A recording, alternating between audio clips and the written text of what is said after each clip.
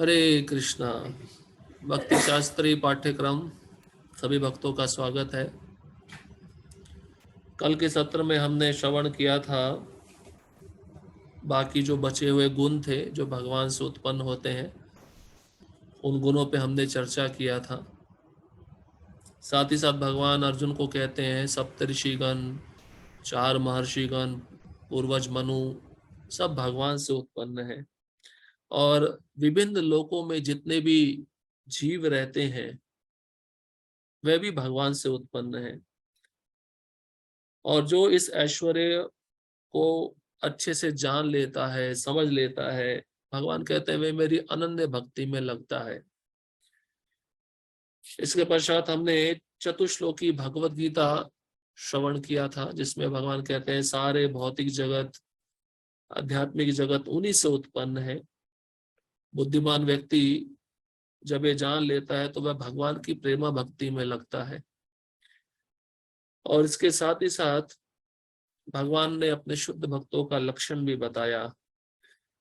शुद्ध भक्तों के विचार सदैव भगवान में वास करते हैं, उनका पूरा जीवन भगवान की सेवा में लगा रहता है। वे एक दूसरे को ज्ञान प्रदान करते हैं और भगवान के विषय में चर्चा करते रहते हैं। यह सब करने से भक्तों को संतोष और आनंद प्राप्त होता है। और भगवान कहते हैं कि जो मेरी सेवा में सतत लगा है, प्रीति पूर्वकम, प्रेम से लगा है, उसको मैं बुद्धि देता हूं जिससे वह मेरे धाम वापस आ सके। और जब ऐसा भक्त भगवान की प्रेम पूर्वक सेवा करता है तो उस भक्त के हृदय में जो अज्ञान है भगवान उसको नष्ट कर देते हैं ज्ञान प्रदान कर कर। इससे भक्त अज्ञान जन्य अंधकार से दूर हो जाता है। आज हम श्लोक क्रमांक 12 से प्रारंभ करेंगे।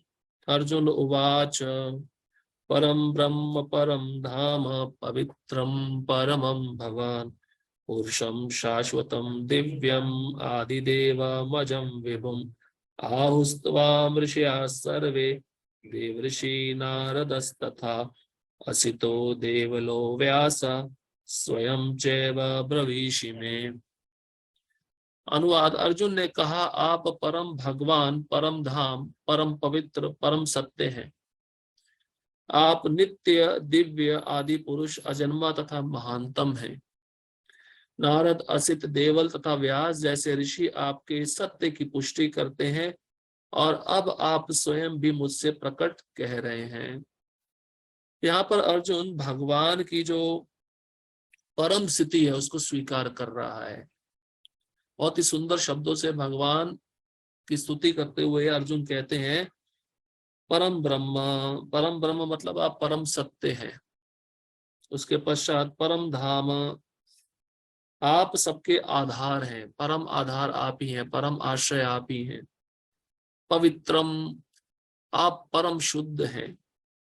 जैसे सूर्य की जो रोशनी होती है पृथ्वी पर जहां पे भी मल मूत्र होता है उसकी दुर्गंध को चूस लेती है, उसी प्रकार से भगवान परम पवित्र है, उनको किसी प्रकार का पाप प्रभावित नहीं कर पाता। इसलिए भगवान को कहते हैं अपाप विद्धम। भगवान परम पवित्र है। और परमम भवान, आप ही परम परम है। परम मतलब श्रेष्ठ है। पुरुषम शाश्वतम, आप शाश्वत पुरुष है, नित्य रहने वाले पुरुष हैं। दिव्य मतलब दिव्य है। आदि देवम, आपने देवताओं को प्रकट किया है, आप आदि स्वामी हैं। अजम मतलब अजन्मा, अर्जुन कहता है कि आपका जन्म नहीं होता। और विभु मतलब सर्वोच्च, एक होता है अणु और दूसरा होता है विभु। अणु मतलब हम जीव जो बहुत ही क्षुद्र है, विभु मतलब सर्वोच्च श्रेष्ठ। और अर्जुन साथ ही साथ ये भी कहता है कि असित, देवल, व्यास जैसे ऋषि भी इस सत्य को जानते हैं, इस सत्य से परिचित हैं। ये केवल मैं नहीं कह रहा हूं, ये सब ऋषि भी आपको परम सत्य के रूप में जानते हैं। प्रमाण दे रहा है अर्जुन। तो अर्जुन अब भगवान की परम स्थिति को समझ गया है और उदाहरण देकर अनेक ऋषियों का नाम लेकर वह समझा रहा है कि केवल मैं ही नहीं समझा हूं, ये सब ऋषि भी आपको भगवान के रूप में स्वीकार करते हैं। तात्पर्य, इन दो श्लोकों में भगवान आधुनिक दार्शनिक को अवसर प्रदान करते हैं, क्योंकि यहाँ यह स्पष्ट है कि परमेश्वर जीवात्मा से भिन्न है। इस अध्याय के 4 महत्वपूर्ण श्लोकों को सुनकर अर्जुन की सारी शंकाएं जाती रही और उसने कृष्ण को भगवान स्वीकार कर लिया। उसने तुरंत ही उद्घोष किया, आप परब्रह्म हैं। इसके पूर्व कृष्ण कह चुके हैं कि वह प्रत्येक वस्तु तथा प्रत्येक प्राणी के आदि कारण है। प्रत्येक देवता तथा प्रत्येक मनुष्य उन पर आश्रित है। वे अज्ञानवश अपने को भगवान से परम स्वतंत्र मानते हैं। ऐसा अज्ञान भक्ति करने से पूरी तरह मिट जाता है। भगवान ने पिछले श्लोक में इसकी पूरी व्याख्या की है। अब भगवत कृपा से अर्जुन उन्हें परम सत्य रूप में स्वीकार कर रहा है, जो वैदिक आदेशों के सर्वथा अनुरूप है। ऐसा नहीं है कि परम सखा होने के कारण अर्जुन कृष्ण की चाटुकारी करते हुए उन्हें परम सत्य भगवान कह रहा है। इन 2 श्लोकों में अर्जुन जो भी कहता है उसकी पुष्टि वैदिक सत्य द्वारा होती है। वैदिक आदेश इसकी पुष्टि करते हैं कि जो कोई परमेश्वर की भक्ति करता है वही उन्हें समझ सकता है, अन्य कोई नहीं। इन श्लोकों में अर्जुन द्वारा कहे शब्द वैदिक आदेशों द्वारा पुष्ट होते हैं। अब जो 4 श्लोक पूर्व के अर्जुन ने सुने थे, वह सुनकर अर्जुन की जितनी भी शंकाएं थी, संदेह था, सब नष्ट हो गया और अर्जुन ने कृष्ण को परम भगवान के रूप में स्वीकार कर लिया।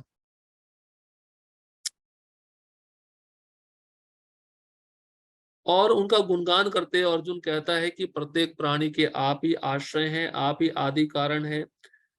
हर एक देवता, हर एक मनुष्य आप पर आश्रित रहता है, लेकिन अज्ञानवश जीव अपने को भगवान से स्वतंत्र मानता है।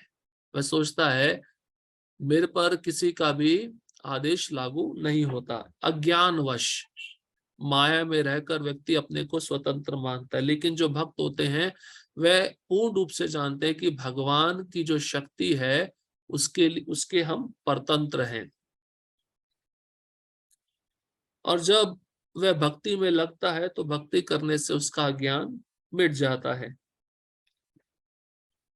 तो प्रभुपाद जी कहते हैं अर्जुन भगवान का मित्र है, सखा है, इस कारण से वह भगवान को परम सत्य के रूप में स्वीकार नहीं कर रहा है। उसने प्रमाण दिया है, वैदिक आदेशों में भी कृष्ण को परम सत्य के रूप में स्वीकार किया है और 4 संप्रदायों के 4 आचार्य भी भगवान कृष्ण को परम सत्य के रूप में स्वीकार करते हैं और यहाँ तक कि वैदिक आदेश वो भी कृष्ण को परम सत्य के रूप में स्वीकार करते हैं। जो कोई भी भगवान की भक्ति करता है वही उन्हें समझ पाता है। भगवान को समझने का एकमात्र उपाय भक्ति है।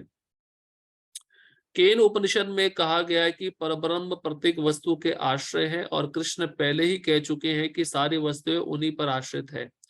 मुंडक उपनिषद में पुष्टि की गई है कि जिन परमेश्वर पर सब कुछ आश्रित है उन्हें उनके चिंतन में रत रहकर ही प्राप्त किया जा सकता है। कृष्ण का यह निरंतर चिंतन स्मरणम है, जो भक्ति की नव विधियों में से है। भक्ति के द्वारा ही मनुष्य कृष्ण की स्थिति को समझ सकता है और इस भौतिक देह से छुटकारा पा सकता है। वेदों में परमेश्वर को परम पवित्र माना गया है। जो व्यक्ति कृष्ण को परम पवित्र मानता है वह समस्त पाप कर्मों से शुद्ध हो जाता है। भगवान की शरण में गए बिना पाप कर्मों से शुद्धि नहीं हो पाती। अर्जुन द्वारा कृष्ण को परम पवित्र मानना वेद सम्मत है। इसकी पुष्टि नारद आदि ऋषियों द्वारा भी हुई है। भगवान का नाम है वो परम पवित्र है। नाम लेने से भगवान का हमारे सब पाप नष्ट हो जाते हैं। तो भगवान भी परम पवित्र है। तो यहाँ पर बताते हैं कि किसी भी प्रकार का पाप कर्म भगवान को प्रभावित नहीं कर पाता। भगवान ने वृंदावन में इतने असुरों का वध किया तो उन असुरों का वध का जो पाप है वो भगवान को नहीं लगता।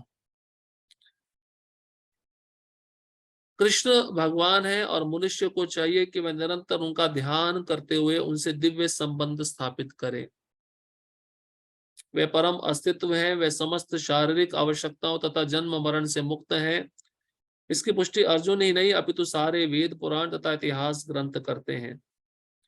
सारे वैदिक साहित्य में कृष्ण का ऐसा वर्णन मिलता है और भगवान स्वयं भी चौथे अध्याय में कहते हैं, यद्यपि मैं अजन्मा हूं किंतु धर्म की स्थापना के लिए इस पृथ्वी पर प्रकट होता हूं। वे परम पुरुष हैं, उनका कोई कारण नहीं है क्योंकि वह समस्त कारणों के कारण है और सब कुछ उन्हीं से उद्भूत है। ऐसा पूर्ण ज्ञान केवल भगवत कृपा से प्राप्त होता है। तो केवल भक्ति जो कर रहा है उसको ये ज्ञान प्राप्त हो पाएगा। भक्ति के अतिरिक्त अगर वह किसी दूसरे मार्ग में है, कर्म के मार्ग में है, ज्ञान के मार्ग में है, सिद्धि के मार्ग में है, तो उसको ये ज्ञान नहीं मिल पाएगा। कौन सा ज्ञान? कृष्ण अजन्मा है, कृष्ण आदि हैं और कृष्ण परम पवित्र है, कृष्ण परम सत्य है। ये ज्ञान केवल वही भक्त समझ सकता है जो उनकी भक्ति में लगा है। यहाँ पर अर्जुन कृष्ण की कृपा से ही अपने विचार व्यक्त करता है। यदि हम भगवत गीता को समझना चाहते हैं तो हमें इन दोनों श्लोकों के कथनों को स्वीकार करना होगा। यह परंपरा प्रणाली कहलाती है, अर्थात गुरु परंपरा को मानना। परंपरा प्रणाली के बिना भगवत गीता को नहीं समझा जा सकता। यह तथाकथित विद्यालयी शिक्षा द्वारा संभव नहीं है। दुर्भाग्यवश जिन्हें अपनी उच्च शिक्षा का घमंड है, वे वैदिक साहित्य के इतने प्रमाणों के होते हुए भी अपने इस दुराग्रह पर अड़े रहते हैं कि कृष्ण एक सामान्य व्यक्ति है। तो भगवत गीता पढ़ने का उद्देश्य क्या है? कृष्ण को भगवान के रूप में स्वीकार करना। यहाँ पे प्रभुपाद जी लिख रहे हैं, जब तक हम परंपरा प्रणाली में नहीं आएंगे, गुरु से दीक्षा नहीं लेंगे, प्रामाणिक गुरु से, तब तक हम भगवत गीता को नहीं समझ सकते। तो प्रभुपाद जी स्वयं परंपरा का महत्व बता रहे हैं। और ये जो भगवत गीता की शिक्षा है, ये किसी विद्यालय में जाकर नहीं सीखी जा सकती। जो लोग, जिनको अपने उच्च शिक्षा का बहुत घमंड है, वह वैदिक साहित्य के होते हुए भी, उस वैदिक साहित्य में इतने प्रमाण है, उन प्रमाण दिए को सुनकर भी वह अपने हट पे अड़े रहते हैं कि कृष्ण सामान्य व्यक्ति हैं। तो प्रभुपाद जी कहते हैं, दो श्लोकों को समझना बहुत आवश्यक है जो अर्जुन ने अभी कहे हैं।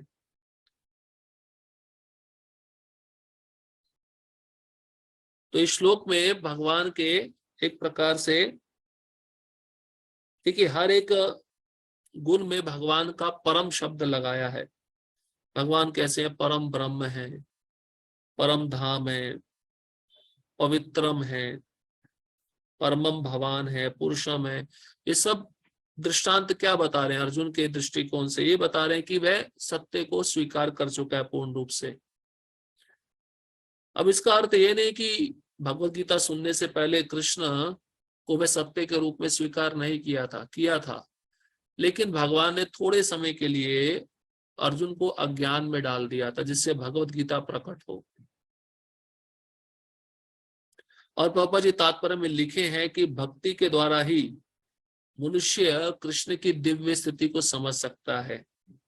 भक्ति की जो 9 विधियां हैं, जब तक व्यक्ति 9 विधियों को नहीं करेगा, कृष्ण को नहीं समझ पाएगा और भौतिक देह से छुटकारा नहीं पा सकता।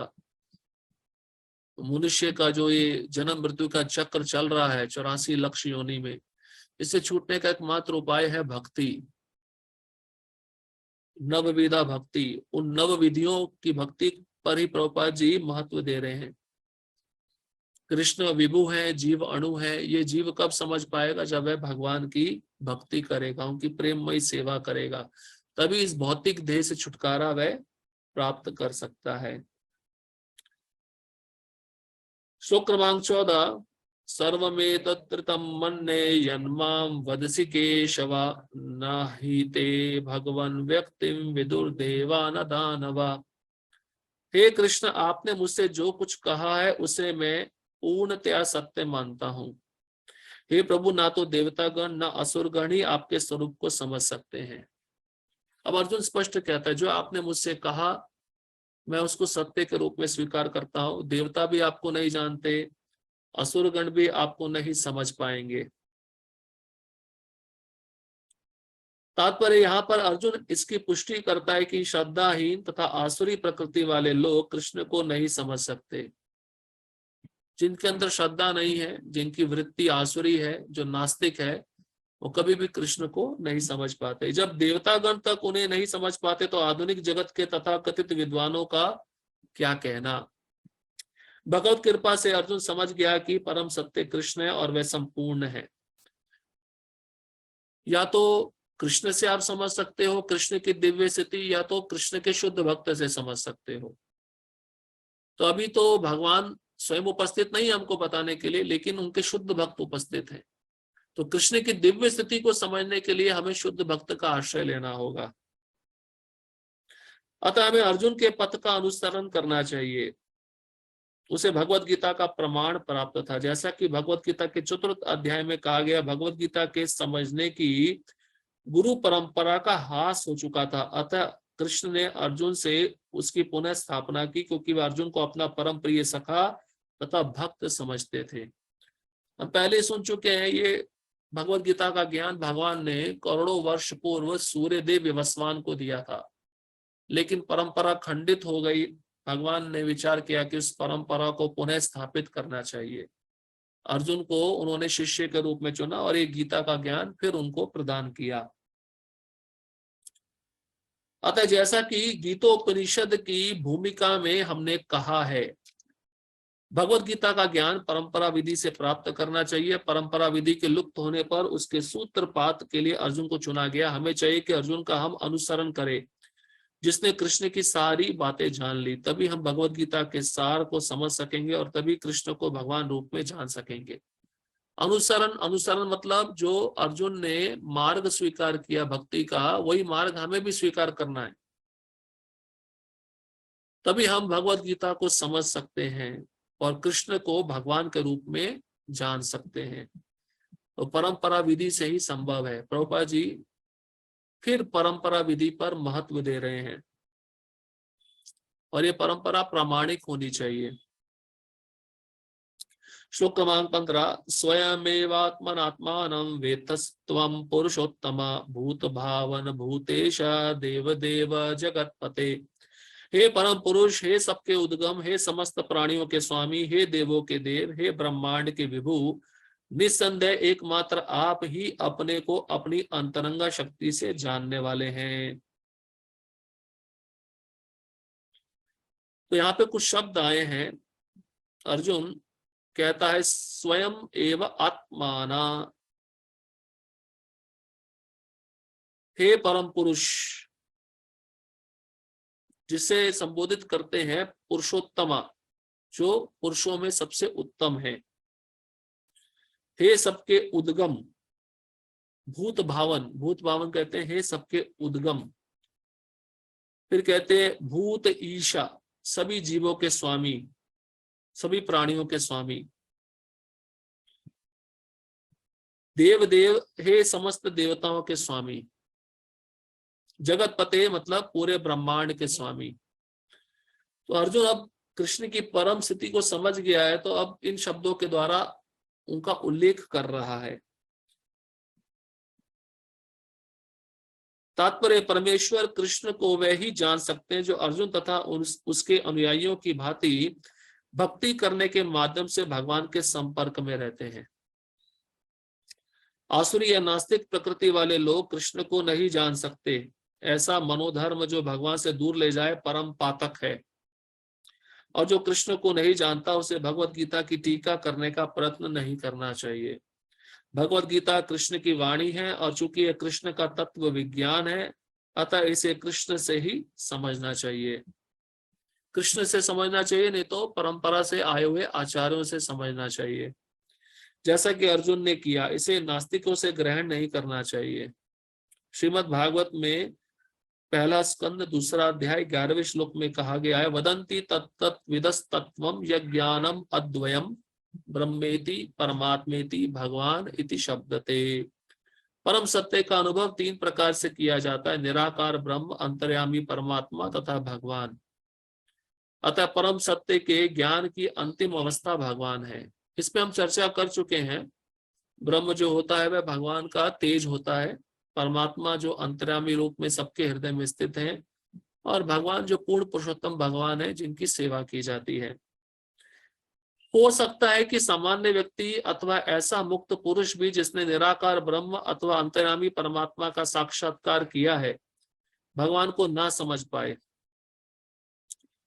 तो ब्रह्म का साक्षात्कार करने वाले ज्ञान योगी होते हैं, और अंतर्यामी परमात्मा का जो साक्षात्कार किए होते हैं वो सिद्धि योगी होते हैं, और भगवान का जो साक्षात्कार किए होते हैं वह शुद्ध भक्त होते हैं। तो ब्रह्म को जानने वाला परमात्मा को नहीं जान पाता, भगवान को नहीं जान पाता। परमात्मा को जानने वाला ब्रह्म को जान पाता है लेकिन भगवान को नहीं जान पाता। लेकिन भगवान को जानने वाला ब्रह्म को भी जानता है, परमात्मा को भी जानता है, और भगवान को तो जानता ही है। तो प्रभुपाद जी कहते हैं ज्ञान योगी, सिद्धि योगी ये भगवान को नहीं समझ पाते। अतः ऐसे व्यक्तियों को चाहिए कि वे भगवान को भगवत गीता के श्लोकों से जानने का प्रयास करें जिन्हें स्वयं कृष्ण ने कहा है। कभी कभी निर्विशेषवादी कृष्ण को भगवान के रूप में या उनकी प्रामाणिकता को स्वीकार करते हैं, किंतु अनेक मुक्त पुरुष कृष्ण को पुरुषोत्तम रूप में नहीं समझ पाते। पुरुषोत्तम, पुरुषों में सबसे उत्तम, तो कई लोग कृष्ण को पुरुषोत्तम के रूप में नहीं समझ पाते, इसलिए अर्जुन ने उन्हें पुरुषोत्तम कहकर संबोधित करता है। इतने पर भी कुछ लोग यह नहीं समझ पाते कि कृष्ण समस्त जीवों के जनक हैं, इसलिए अर्जुन उन्हें भूत भावन कहकर संबोधित करता है। चलो कोई समझ लिया कि भगवान पुरुषोत्तम है, लेकिन कई लोग यह नहीं समझ पाते कि भगवान सभी जीवों के जनक हैं, इसलिए भूत भावन शब्द संबोधित करता है सभी जीवों के जनक। यदि कोई उन्हें भूत भावन के रूप में समझ लेता है तो भी वह उन्हें परम नियंता के रूप में नहीं जान पाता, इसलिए उन्हें यहाँ पर भूतेश या परम नियंता कहा गया है। यदि कोई भूतेश शब्द भी उन्हें नहीं, यदि कोई भूतेश रूप में भी उन्हें समझ लेता है तो भी उन्हें समस्त देवताओं के उद्गम रूप में नहीं समझ पाता। इसलिए अर्जुन कहता है देव देव, हे देवताओं के स्वामी, इसलिए उन्हें देव देव, सभी देवताओं का पूजनीय देव कहा गया है। यदि देव देव रूप में भी उन्हें समझ लिया जाए तो वह प्रत्येक वस्तु के परम स्वामी के रूप में समझ में नहीं आते, इसलिए यहाँ पर उन्हें जगतपति कहा गया है। अब जगतपति में तो सब कुछ आ गया, सभी जीवों के स्वामी आ गए और सभी देवताओं के स्वामी आ गए और पुरुषोत्तम भी आ गए।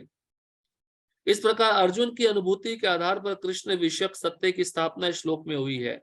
हमें चाहिए कि कृष्ण को यथारूप में समझने के लिए हम अर्जुन के पद चिन्हों का अनुसरण करें।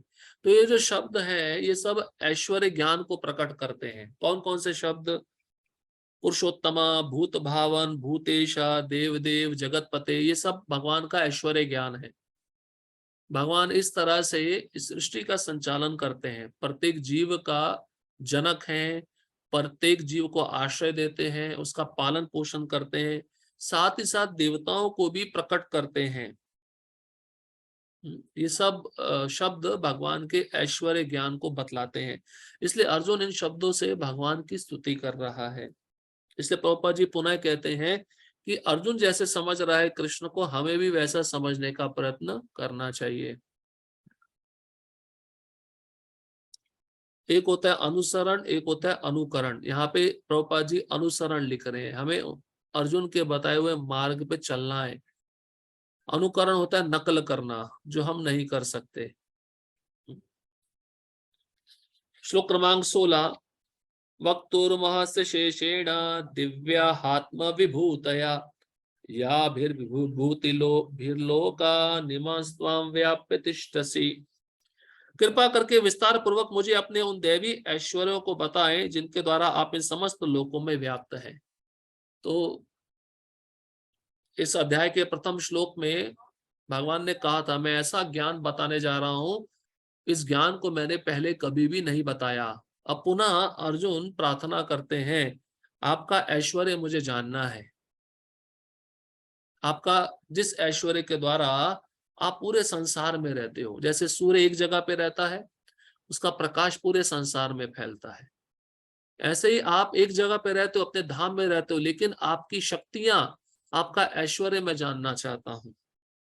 आप कैसे इस लोकों में रहते हो, कहां कहां रहते हो, मैं जानना चाहता हूं। तात्पर्य इस श्लोक से ऐसा लगता है कि अर्जुन भगवान संबंधी अपने ज्ञान से पहले से संतुष्ट है। कृष्ण कृपा से अर्जुन को व्यक्तिगत अनुभव, बुद्धि तथा ज्ञान और मनुष्य को इन साधनों से जो कुछ भी प्राप्त हो सकता है वह सब प्राप्त है तथा उसने कृष्ण को भगवान के रूप में समझ रखा है। उसे किसी प्रकार का संशय नहीं है, तो भी वह कृष्ण से अपनी सर्वव्यापकता की व्याख्या करने के लिए अनुरोध करता है। अब प्रश्न उठता है कि जब अर्जुन समझ चुका है कि कृष्ण पूर्ण पुरुषोत्तम भगवान है, तो फिर अर्जुन पुनः भगवान का ऐश्वर्य क्यों देखना चाहता है? तो कारण ये है कि वह कलयुग में जो जीव हैं, ऐसा भ्रम उनके मन में पैदा ना हो कि कृष्ण भगवान है, कैसे हैं। तो अनुरोध कर रहा है कि आप अपना ऐश्वर्य दिखलाइए। अर्जुन को पता है कृष्ण पूर्ण पुरुषोत्तम भगवान है, लेकिन हम जैसे जीवों को सिखाने के लिए सामान्य जन तथा विशेष रूप से निर्विशेषवादी भगवान की सर्वव्यापकता के विषय में अधिक विचारशील रहते हैं। अतः अर्जुन श्री कृष्ण से पूछता है कि वे अपनी विभिन्न शक्तियों के द्वारा किस प्रकार सर्वव्यापी रूप में विद्यमान रहते हैं। हमें यह जानना चाहिए कि अर्जुन सामान्य लोगों के हित के लिए यह पूछ रहा है। हम जैसे लोगों के हित के लिए अर्जुन प्रश्न पूछ रहा है, आप अपना ऐश्वर्य दिखाइए। अर्जुन को ऐश्वर्य देखने की कोई आवश्यकता नहीं है। अब कलयुग में बहुत सारे भगवान आपको मिलेंगे, तो आप प्रश्न कर सकते हो अपना ऐश्वर्य दिखाओ। इसलिए अर्जुन ये प्रश्न क्यों कर रहा है? हमारे लिए कर रहा है। अर्जुन को कोई संशय नहीं है। अर्जुन जानता है कृष्ण पूर्ण पुरुषोत्तम भगवान है, उनकी शक्तियां पूरे संसार में फैली हैं। श्लोक क्रमांक 17, कथम विद्यामहम योगिस्त्वाम सदा परिचिन्तयन् केषु केषु च भावेषु चिन्तयो असि भगवन् मया। हे कृष्ण, हे परम योगी, मैं किस तरह आपका निरंतर चिंतन करूं और आपको कैसे जानूं? हे भगवान, आपका स्मरण किन किन रूपों में किया जाए? अर्जुन कहता है आपका निरंतर चिंतन कैसे करूं, आपको कैसे जानूं, और कहां कहां किन वस्तु को देखते हुए मुझे आपका स्मरण हो। तो भक्त को भगवान की सृष्टि में प्रत्येक वस्तु को भगवान से संबंधित देखते हुए भगवान का स्मरण करना चाहिए। लेकिन अर्जुन ये प्रश्न पूछकर हमारे लिए और भी सरल बना देते हैं भक्ति को। स्पष्ट पूछते हैं, ऐसे कौन से रूप हैं जिसमें आप रहते हैं? वैसे तो भगवान हर जगह रहते हैं, अणु अणु में रहते हैं, लेकिन ऐसे मुख्य रूप जिनको देखकर मुझे आपका स्मरण हो, आपका चिंतन हो, मुझे बताइए। तात्पर्य जैसा कि पिछले अध्याय में कहा जा चुका है, भगवान अपनी योग माया से आच्छादित रहते हैं। केवल शरणागत भक्त जन ही उन्हें देख सकते हैं। देखिए, ये बहुत ही महत्वपूर्ण वाक्य है। कौन देख सकता है भगवान को? जो शरणागत है। शरणागति 100% वही कृष्ण को देख पाएगा। अब शरणागति मन से, वाणी से, शरीर से, सब तरह से होनी चाहिए। खाली शरीर से शरणागत हैं लेकिन मन से शरणागत नहीं है, तो फिर कृष्ण को नहीं जान पाएंगे, कृष्ण को नहीं समझ पाएंगे। इसलिए प्रभुपाद जी खाली भक्त जन नहीं लिख रहे हैं, शरणागत शब्द लिखे हैं। शरणागत मतलब जो पूरी तरह से कृष्ण को शरणागत है, उनकी आज्ञा का 100% पालन कर रहा है, या उनके शुद्ध भक्तों की आज्ञा का 100% पालन कर रहा है, वही कृष्ण को समझ पाएगा, वही कृष्ण का निरंतर चिंतन कर पाएगा। अब अर्जुन को विश्वास हो चुका है कि उसके मित्र कृष्ण भगवान हैं, किंतु वह उस सामान्य विधि को जानना चाहता है जिसके द्वारा सर्वसाधारण लोग भी उन्हें सर्वव्यापी रूप में समझ सके। ऐसे हम जैसे लोग भी इस भक्ति की सरल विधि को जान सके, इसलिए अर्जुन ने प्रश्न किया है। कौन सा प्रश्न? आप कहाँ रहते हैं? आपके ऐसे कौन से रूपों को देखकर मुझे आपका स्मरण हो, आपका चिंतन हो? उन रूपों का उल्लेख कीजिए, उन रूप के विषय में बताइए। असुरों तथा नास्तिकों सहित सामान्य जन कृष्ण को नहीं जान पाते, क्योंकि भगवान अपनी योग माया शक्ति से आच्छादित रहते हैं। तो असुर नास्तिक क्यों नहीं जान पाते? क्योंकि भगवान ने अपने को अपनी शक्ति से ढका हुआ है, योग माया से ढका हुआ है। जैसे मंदिर में आप आते हैं, पर्दा लग जाता है तो भगवान को नहीं देख पाते हैं ना, और जब पर्दा खुलता है तभी भगवान का दर्शन होता है। ऐसे ही भगवान ने नास्तिकों और असुरों के लिए योग माया का पर्दा लगा रखा है कि वह कभी भी भगवान को समझ नहीं पाएंगे। दूसरी बात यह है कि ये प्रश्न जन सामान्य के लाभ हेतु पूछे जा रहे हैं। देखिए प्रभुपाद जी पुनः कह रहे हैं, अर्जुन को पूरा विश्वास है कि कृष्ण भगवान है और सब जगह रहते हैं, पर अर्जुन ये प्रश्न क्यों पूछ रहा है? वो हमारे लिए पूछ रहा है, जन सामान्य के लिए। क्योंकि अब आगे जो रूप आएंगे, जो ऐश्वर्य आएगा भगवान का, वो हम देखते हैं, रोज देखते हैं। तो जब हम उन रूपों को देखेंगे तो हमें भगवान का स्मरण होना चाहिए। उच्च कोटि का भक्त केवल अपने ही ज्ञान के प्रति चिंतित नहीं रहता, अपितु सारी मानव जाति के ज्ञान के लिए भी रहता है। तो अर्जुन उच्च कोटि का भक्त है, उसे तो पूर्ण ज्ञान प्राप्त है, लेकिन ये ज्ञान सब जीवों को मिले, इसलिए अर्जुन ने प्रश्न किया है। जैसे भागवतम के 5वें स्कंद के अंतिम अध्याय में नरकों का वर्णन है। तो जब नरकों का वर्णन परीक्षित महाराज ने सुना तो वे भयभीत हो गए। उन्होंने कहा सुखदेव गोस्वामी को, इन नरकों से बचने का उपाय क्या है? क्योंकि कलयुग में सारी जनता, सारे जीव पापी हैं, वो तो नित्य रोज पाप करेंगे, उन्हीं नरकों में जाएंगे, तो उनका उद्धार कैसे होगा?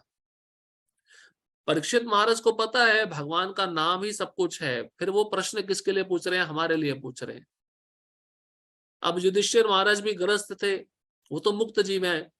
नारद मुनि को पूछते हैं, मैं मूर्ख ग्रस्त हूं और ग्रस्त आश्रम में लिप्त हूं, आसक्त हूं, तो मेरा उद्धार कैसे होगा? युधिष्ठिर महाराज जैसा जो परम मुक्त जीव है, वो प्रश्न अपने लिए थोड़ी ना कर रहा है, हम सबके लिए कर रहा है।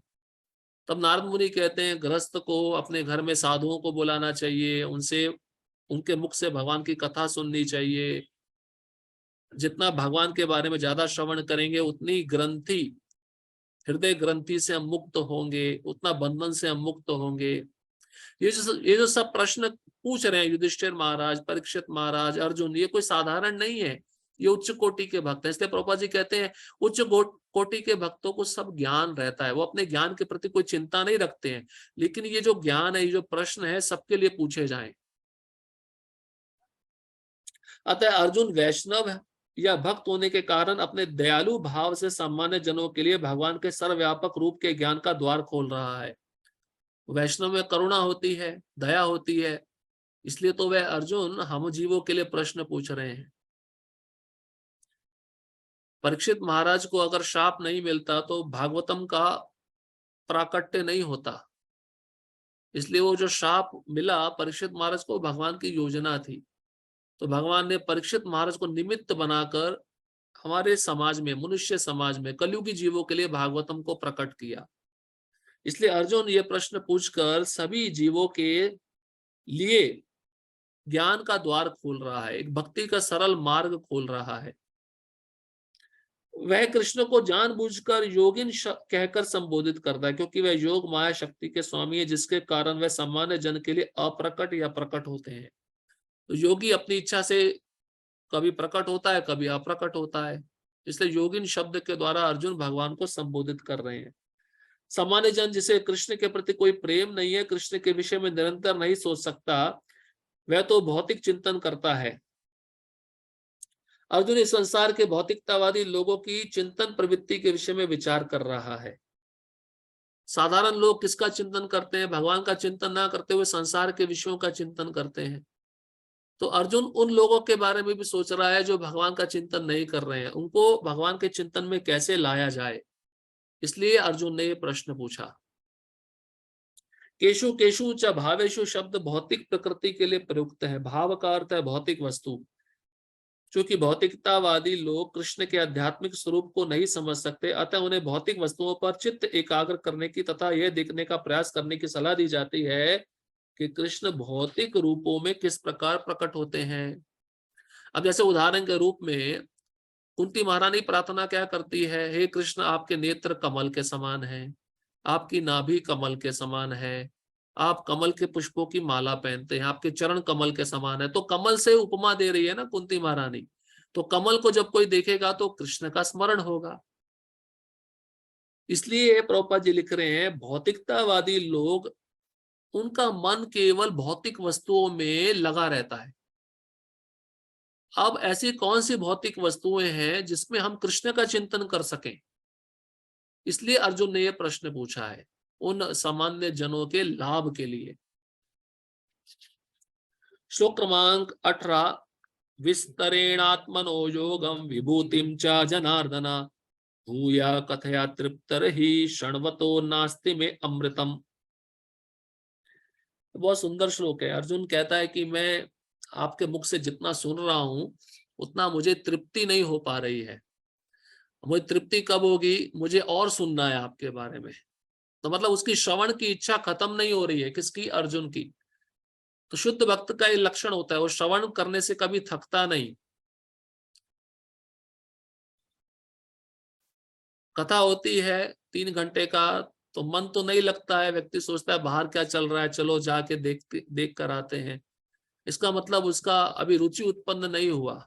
लेकिन यहाँ पे अर्जुन कहता है, भूया कथय तृप्ति ही शण्वतो नास्ति में अमृतम। वह कहता है कि अभी तक आपने जो बताया है मेरी तृप्ति नहीं हुई है, मैं और सुनना चाहता हूं, और ये अमृत के समान है। अनुवाद, हे जनार्दन, आप पुनः विस्तार से अपने ऐश्वर्य तथा योग शक्ति का वर्णन करें। मैं आपके विषय में सुनकर कभी तृप्त नहीं होता हूं, क्योंकि जितना ही आपके विषय में सुनता हूं उतना ही आपके शब्द अमृत को चखना चाहता हूं। तो शुद्ध भक्त का लक्षण है, भगवान के बारे में सुनता है तो उसकी इच्छा और सुनने की होती है। और इस संसार में जो भौतिकतावादी लोग होते हैं उनकी इच्छा क्या होती है? पैसा आ गया और पैसा कैसे कमाऊं। शुद्ध भक्त का लक्षण है, देखिए, श्रवण में उसका कभी भी तृप्ति नहीं होता। उसको इच्छा रहती मैं और श्रवण करूं, और सुनूं, और सुनूं, और सेवा करूं, और पढ़ूं। तो इसका मतलब भक्ति में प्रगति हो रहा है, भक्ति में आप आगे बढ़ रहे हो। जब आपकी श्रवण में रुचि हो रही है, पढ़ने में रुचि हो रही है, सेवा में रुचि बढ़ रही है, तो मतलब आप भक्ति के मार्ग में सही आगे जा रहे हो। श्रवण में रुचि नहीं, पढ़ने में रुचि नहीं, सेवा में रुचि नहीं, इसका मतलब भक्ति में बाधा उत्पन्न हो रही है, अपराध हो रहे हैं, जिसके कारण हम भक्ति में रुचि प्राप्त नहीं कर पा रहे। अब अर्जुन कहता है, मैं आपके अमृतमय शब्दों को और चखना चाहता हूं, मेरा मन तृप्त नहीं हो रहा है। जैसे मन करता है ना, आम का जूस होता है, एक गिलास ले लिया तो और इच्छा करती है लेने की। हाँ, और इच्छा करते हैं, लेकिन एक पेट का लिमिट रहता है, एक सीमा रहती है, कैपेसिटी रहता है, क्षमता रहता है, क्योंकि ज्यादा डालोगे पेट खराब हो जाएगा। लेकिन इच्छा कभी खत्म नहीं होती ना।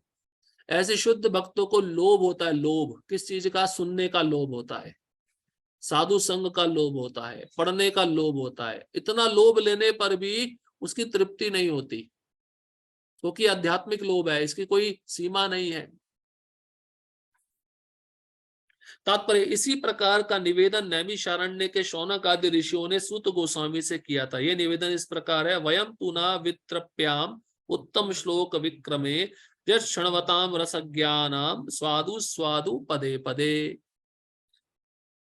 तो शौनक आदि ऋषियों ने भी सूत गोस्वामी को ऐसी प्रार्थना की थी, आप सुंदर कथाएं बता रहे हो कृष्ण की, हमारा मन भर नहीं रहा है, हमें और सुनना है, हमें पग पग पर स्वाद मिल रहा है, रस मिल रहा है, और ये ऐसा रस है कि कभी समाप्त नहीं होने वाला है।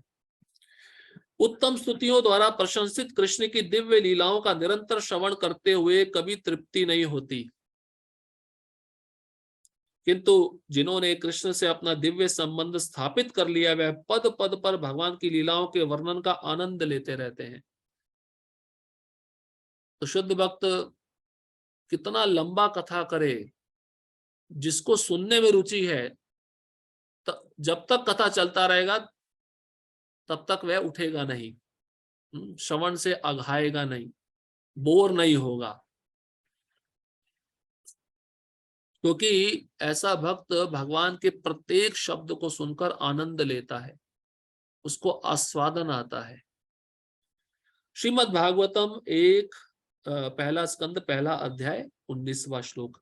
अतः अर्जुन कृष्ण के विषय में और विशेष रूप से उनके सर्वव्यापी रूप के बारे में सुनना चाहता है। सर्वव्यापी मतलब आप सब जगह कैसे फैले हुए हो, मैं आपको सब जगह कैसे देखूं। जैसे हमने सुना ना पहले, भगवान कहते हैं रसो हम अपसु कौन्तेय प्रभास्मि शशि सूर्यो, हाँ पानी का स्वाद मैं हूँ, सूर्य और चंद्र का प्रकाश मैं हूँ। तो अब अर्जुन पुनः पूछ रहा है मुझे और भी रूप बताओ, कहाँ कहाँ आप रहते हो, जिससे जिसको देखकर मैं आपका चिंतन कर सकूं। वैसे अर्जुन को आवश्यकता नहीं है सब रूपों को देखकर चिंतन करने की। कृष्ण अर्जुन के तो एक एक रोम से कृष्ण का नाम निकलता है। ये सब हमारे लिए अर्जुन पूछ रहा है। जहां तक अमृतम की बात है, कृष्ण संबंधी कोई भी आख्यान अमृत तुल्य है और इस अमृत की अनुभूति व्यवहार से ही की जा सकती है। अमृत की तुलना किसी साधारण पेय से या जल से कर सकते हैं क्या? नहीं कर सकते। सुखदेव गोस्वामी परीक्षित महाराज को भागवतम की कथा सुना रहे थे। देवतागण अमृत का घड़ा लेकर आ गए, बोले अमृत का घड़ा आप ले लो, भागवतम हमको दे दो। सुखदेव गोस्वामी बोले कि अमृत, ये भागवतम की तुलना कभी भी अमृत से नहीं की जा सकती। ये भागवतम जो सुनता है वो अमर हो जाता है। अमर मतलब वो भगवान के धाम चला जाता है, उसका जीवन शाश्वत हो जाता है। तुम देवता तो मर्त्य प्राणी हो और अमृत पीकर अपनी आयु को बढ़ाते हो। भागवतम तुम्हारे लिए नहीं है, पृथ्वी पे रहने वाले शुद्ध भक्तों के लिए भागवतम है। तो इसलिए यहाँ पे अमृत शब्द का प्रयोग कर रहे हैं अर्जुन। भगवान की वाणी कैसी अमृत है, जो मनुष्य के आयु को बढ़ा देती है, उसके जीवन को शाश्वत बना देती है। जो भी सुनता है अमर हो जाता है। अमर मतलब भगवान के धाम जाकर वह कभी इस संसार में वापस नहीं आता, शाश्वत रूप प्राप्त कर लेता है। आधुनिक कहानियां, कथाएं तथा इतिहास कृष्ण की दिव्य लीलाओं से इसलिए भिन्न है क्योंकि इन संसारी कहानियों के सुनने से मन भर जाता है, किंतु कृष्ण के विषय में सुनने से कभी थकान नहीं आती। आज का अखबार पढ़ा, आज के अखबार को आप कल पढ़ोगे आपका मन भर जाएगा, उसको आप कहाँ डालोगे? कूड़ेदान में डाल दोगे। लेकिन भागवतम वही है आपके घर में, आप रोज रोज पढ़ो, आपको कुछ ना कुछ नया मिलेगा। इसलिए भगवान के शब्द हैं, इसलिए इसको गीतोपनिषद कहते हैं। भगवान के मुख से निकला हुआ गीत है, ये शाश्वत है। इसलिए संसार की कहानियां, कथाएं, इतिहास, ये सब जड़ पदार्थ से बने हुए अक्षर हैं जो हमारे मन को, हमारे आत्मा को तृप्ति नहीं दे सकते। इसलिए कृष्ण से संबंधित कथाओं को सुनना चाहिए, जिससे हमारी आत्मा सदैव तृप्त रहे। भक्तगण तो वो कथा सुनकर भी तृप्त नहीं हो पाते, वो चाहते हैं और सुने और सुने। इसलिए भक्ति सिद्धांत महाराज कहते थे मेरे पास एक एक सेकंड का खबर है आध्यात्मिक जगत का, गोलोक का। मेरे पास न्यूज़पेपर छापने के लिए एक एक सेकंड का न्यूज है, लेकिन मेरे पास कोई कस्टमर नहीं है लेने के लिए। कोई ग्राहक नहीं है लेने के लिए। आप सोचिए गोलोक का, क्योंकि आप सोचिए 3/4 आध्यात्मिक शक्ति गोलोक है, 75% गोलोक है, उसमें भक्त ज्यादा रह रहे, तो वहां पे भगवान की ज्यादा लीलाएं हो रही है ना। तो शुद्ध भक्त उन लीलाओं को देखते हैं हर क्षण। वो एक आर्टिकल छाप सकते हैं, एक न्यूज़पेपर छाप सकते हैं भगवान की लीलाओं से संबंधित। वो कहते हैं लेकिन कोई ग्राहक नहीं है लेने के लिए। और पृथ्वी पर रहने वाले भक्तों की संख्या कितनी है? 0.1% होगा। उसमें भी शुद्ध भक्त कितने हैं जो उस कथा में आनंद लेते हैं। इसलिए संसार की कहानियां, नॉवल, ड्रामा, ये सब आत्मा को आनंद नहीं दे सकते, क्योंकि ये जड़ पदार्थ है। आत्मा को आनंद केवल दिव्य पदार्थ दे सकता है, वो है कृष्ण के शब्द, कृष्ण की कथाएं, कृष्ण का नाम। इसलिए इन संसार की कहानियों को सुनकर व्यक्ति का मन भर जाता है। कोई मैगजीन ले आओ, कोई नॉवल ले आओ, कोई ड्रामा ले आओ, कुछ भी पुस्तक लेके आओ, उसमें कृष्ण का कुछ भी उस पुस्तक का कोई संबंध नहीं है कृष्ण के साथ। उसमें ना कृष्ण का नाम है, ना कृष्ण की लीला है। उसको पढ़ने में कोई रुचि नहीं आएगा, और एक बार व्यक्ति पढ़कर उसको साइड पर रख देता है, फिर कभी देखता नहीं है। और वही भागवतम है, भगवत गीता है, कितने अनादि काल से रहता है घर में। और लोग उसको श्रद्धा पूर्वक प्रेम पूर्वक पढ़ते हैं।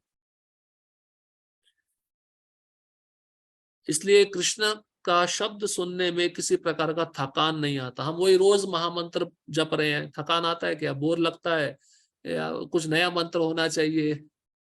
यही मंत्र रोज जप कर करके बोर हो गए हैं। इसका मतलब क्या है? वो कृष्ण का जो शब्द है वो गोलोक से आया है। यही कारण है कि सारे विश्व का इतिहास भगवान के अवतारों की लीलाओं के संदर्भों से पटा हुआ है। हमारे पुराण विगत युगों के इतिहास हैं जिनमें भगवान के विविध अवतारों की लीलाओं का वर्णन है। इस प्रकार बारंबार पढ़ने पर भी विषय वस्तु नवीन बनी रहती है। बारंबार आप कृष्ण की कथा सुनोगे, पढ़ोगे, आपको नया जैसा लगेगा। इसलिए हमारा पूरा दिन ऐसे ढालना चाहिए, सुबह से लेकर रात तक भगवान का ही, कृष्ण का चिंतन। और वो चिंतन कैसे हो? श्रवण करके हो। श्रवण अच्छे से होगा तो चिंतन भी बहुत अच्छा होता है। इसलिए प्रभुपाद जी ने देखो वही किया है, सुबह भागवतम कक्षा, शाम को भगवत गीता की कक्षा, बीच में सेवा, ये पूरा सैंडविच मिलता है। हाँ, और सैंडविच जो अच्छे से ग्रहण करता तो उसको पेट भर जाता है। ये हमारा आध्यात्मिक पोषण है, इसको अच्छे से करेंगे ना, हमारा कलमश, हमारे अनर्थ नष्ट हो जाएंगे और आध्यात्मिक पोषण मिलेगा, हम भक्ति में स्थिर हो पाएंगे। अब भगवान अपनी विभूतियों का वर्णन करने जा रहे हैं। लगभग 84 विभूतियां हैं, 84। और सुंदर सुंदर विभूति बताएंगे भगवान।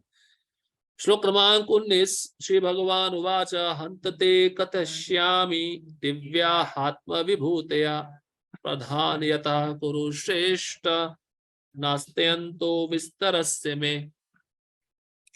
श्री भगवान ने कहा, हाँ, अब मैं तुमसे अपने मुख्य मुख्य वैभव युक्त रूपों का वर्णन करूंगा, क्योंकि हे अर्जुन, मेरा ऐश्वर्य असीम है। भगवान पहले ही कह दिए, मेरा ऐश्वर्य मैं ही नहीं जान पाता हूं, इसलिए मैं मुख्य मुख्य बातें बताऊंगा। हाँ, ऐसे कोई बड़ा उद्योगपति है, उसने कहाँ कहाँ फैक्ट्री खोल दिया, उसकी कहाँ कहाँ जमीन जायदाद है, उसको भी पता ही नहीं रहता है। अब कृष्ण कहते हैं मेरा ऐश्वर्य असीम है, लेकिन मुख्य मुख्य ऐश्वर्य मैं तुमको बताने जा रहा हूं। अगर भगवान ऐसे ऐश्वर्य बताने बैठेंगे तो भगवत गीता खत्म ही नहीं होगी। तात्पर्य, कृष्ण की महानता तथा उनके ऐश्वर्य को समझ पाना संभव नहीं है। जीव की इंद्रियां सीमित हैं, अतः उनसे कृष्ण के कार्यकलापों की समग्रता को समझ पाना संभव नहीं है। प्रभु जी कारण बता रहे हैं, जीव कृष्ण के ऐश्वर्य को क्यों नहीं समझ सकता? उसकी इंद्रियां सीमित है, अपूर्ण इंद्रियां। 4 प्रकार के दोष है ना। एक दोष है अपूर्ण इंद्रियां। इंद्रियां हमेशा कैसी हैं? अपूर्ण है। क्योंकि इंद्रियां कौन सी है? आंख है। आंख एक सीमित दृष्टि तक देख सकती है। जैसे एक दीवार है, दीवार के इस तरफ क्या चल रहा है देख सकता है, लेकिन दीवार के उस तरफ क्या चल रहा है हम नहीं देख सकते। कान के जो सुनने की क्षमता है वो सीमित है, बोलने की क्षमता सीमित है, हाँ? सूंघने की क्षमता सीमित है। देखो, हम पशुओं से भी नीचे गिरे हुए हैं। कुत्ते की सूंघने की क्षमता कितनी तीक्ष्ण होती है, कितनी दूर तक सूंघ लेता है वो। मनुष्य पास का नहीं सूंघ पाता है। हाँ? जो बाज है, बाज, गिद्ध, गिद्ध बोलते हैं ना, गिद्ध आकाश में उड़ते हुए 10 मील की दूरी से शव को देख लेता है, इतनी छोटी आंख होती है। हम हमें देखने के लिए चश्मा लगाना पड़ता है, पास की चीज देखने के लिए चश्मा लगाना पड़ता है।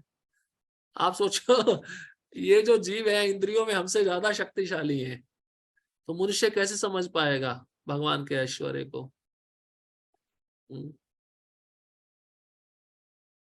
समुद्र में जो मछली होती है, वेल होती है, वेल वो एक आंख बंद करती है, एक आंख खोलती है, एक आंख बंद करके सोती है और एक आंख से अपना रक्षण करती है। ऐसे ऐसे अद्भुत जीव हैं।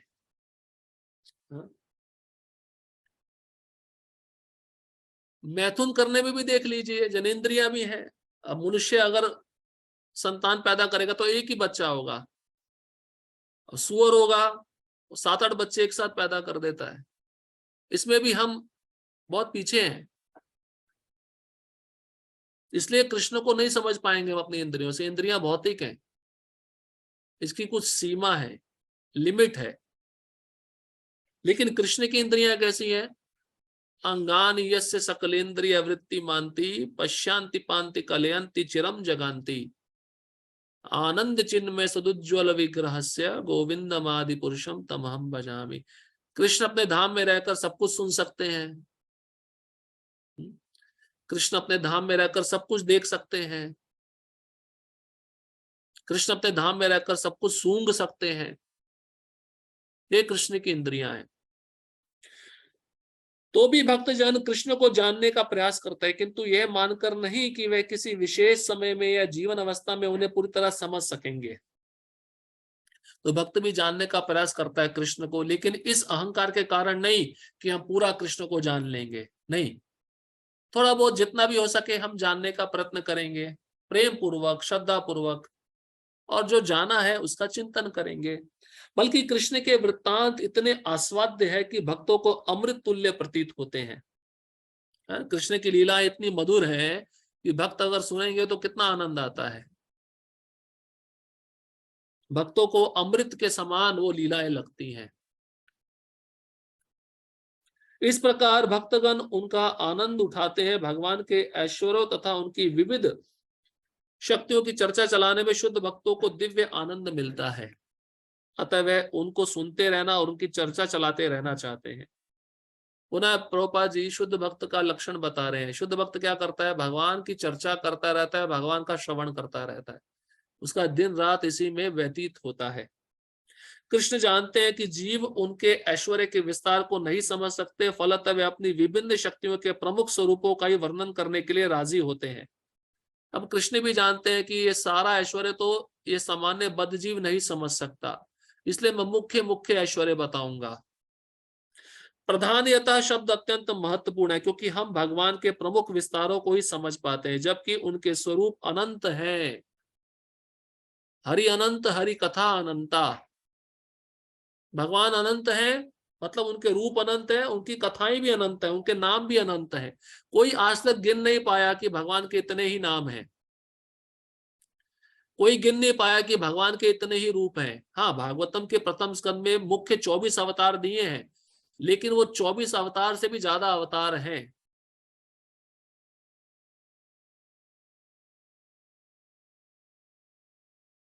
इन सब को समझ पाना संभव नहीं है।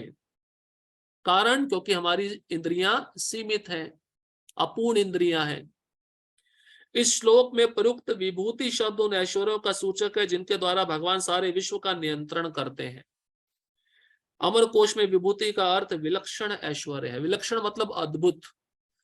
इन ऐश्वर्य के द्वारा भगवान इस संसार को कंट्रोल करते हैं, नियंत्रण करते हैं। एक तरह से विभूति क्या है? भगवान की शक्ति है, प्रमुख शक्ति है। निर्विशेषवादी या सर्वेश्वरवादी ना तो भगवान के विलक्षण ऐश्वर्यों को समझ पाता है, ना उनकी दैवी शक्तियों के स्वरूपों को। भौतिक जगत में तथा वैकुंठ लोक में उनकी शक्तियां अनेक रूपों में फैली हुई हैं। अब कृष्ण उन रूपों को बताने जा रहे हैं जो सामान्य व्यक्ति प्रत्यक्ष रूप से देख सकता है। इस प्रकार उनकी रंग बिरंगी शक्ति का आंशिक वर्णन किया गया है। भगवान ऐसे ही ऐश्वर्य बताएंगे जिनको संसार में जो जीव है देख सकता है, उनको देखकर भगवान का स्मरण कर सकता है, और स्मरण करने से उनका चित्त शुद्ध हो सकता है। श्लोक क्रमांक 20। हाथ अहात्मा गुडाकेश सर्वभूताशय स्थिता अहमादिश्च मध्यम च भूतानामंत एव च। हे अर्जुन, मैं समस्त जीवों के हृदयों में स्थित परमात्मा हूं। मैं ही समस्त जीवों का आदि मध्य तथा अंत हूं।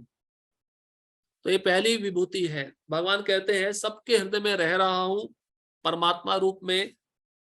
मैं ही आदि हूं, मैंने ही सबको जन्म दिया है। मध्य मतलब मैं ही सबका पालन पोषण कर रहा हूं, और मैं ही सबका अंत हूं। मृत्यु भी मेरे द्वारा ही आती है। तात्पर्य है, इस श्लोक में अर्जुन को गुडाकेश कहकर संबोधित किया गया, जिसका अर्थ है निद्रा रूपी अंधकार को जीतने वाला। पहले भी हमने चर्चा किया गुडाकेश। गुडाकेश मतलब जिसने नींद पे विजय प्राप्त कर ली, और दूसरा अर्थ है जिसने अज्ञान रूपी निद्रा पे विजय प्राप्त कर ली। तो अज्ञान रूपी अंधकार को जीतना ज्यादा जरूरी है। वो असली गुडाकेश है। जो लोग अज्ञान रूपी अंधकार में सोए हुए हैं उनके लिए समझ पाना संभव नहीं है कि भगवान किन किन विधियों से इस लोक में तथा वैकुंठ लोक में प्रकट होते हैं। अतः कृष्ण द्वारा अर्जुन के लिए इस प्रकार का संबोधन महत्वपूर्ण है। चूंकि अर्जुन ऐसे अंधकार से ऊपर है, अतः भगवान उससे विविध ऐश्वर्यों को बताने के लिए तैयार हो जाते हैं। कारण प्रभुपाद जी लिख रहे हैं, भगवान क्यों तैयार हुए अपने ऐश्वर्य को बताने के लिए? क्योंकि अर्जुन अंधकार से परे है, वह गुडाकेश है, वह अज्ञान के अंधकार को पार कर चुका है, इसलिए भगवान तैयार हुए। क्योंकि सामान्य व्यक्ति के लिए यह ऐश्वर्य समझ पाना आसान नहीं है। इसलिए भगवान देखिए बहुत सारे कारण बता रहे हैं। अर्जुन भक्त है, सखा है, परम मित्र है, अज्ञान के अंधकार को पार किया, इसलिए भगवान ये सब ज्ञान अर्जुन को दे रहे हैं। सर्वप्रथम कृष्ण अर्जुन को बताते हैं कि वह अपने मूल विस्तार के कारण समग्र दृश्य जगत की आत्मा है। भौतिक सृष्टि के पूर्व भगवान अपने मूल विस्तार के द्वारा पुरुष अवतार धारण करते हैं और उन्हीं से सब कुछ आरंभ होता है। पुरुष अवतार हमने पहले सुना, कारणोदकशाही विष्णु, गर्भोदकशाही विष्णु और क्षीरोदकशाही विष्णु, ये पुरुष अवतार हैं तीन। भगवान इन तीन पुरुष अवतार का विस्तार करते हैं अपने द्वारा।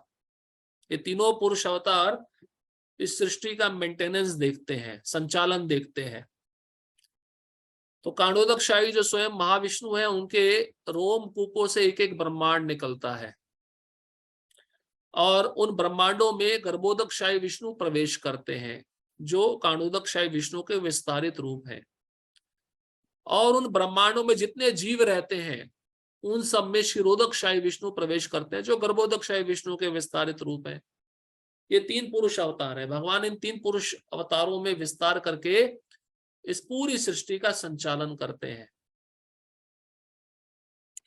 अतः वे प्रधान महातत्व की आत्मा है। इस सृष्टि का कारण महातत्व नहीं होता, वास्तव में महाविष्णु संपूर्ण भौतिक शक्ति या महातत्व में प्रवेश करते हैं, वे आत्मा है। जिस तरह से शरीर में आत्मा है तभी शरीर हिल डुल रहा है, ऐसे ही महातत्व में जब भगवान प्रवेश करते हैं तब ये महातत्व क्रियाशील होता है और तब ये ब्रह्मांड बनता है।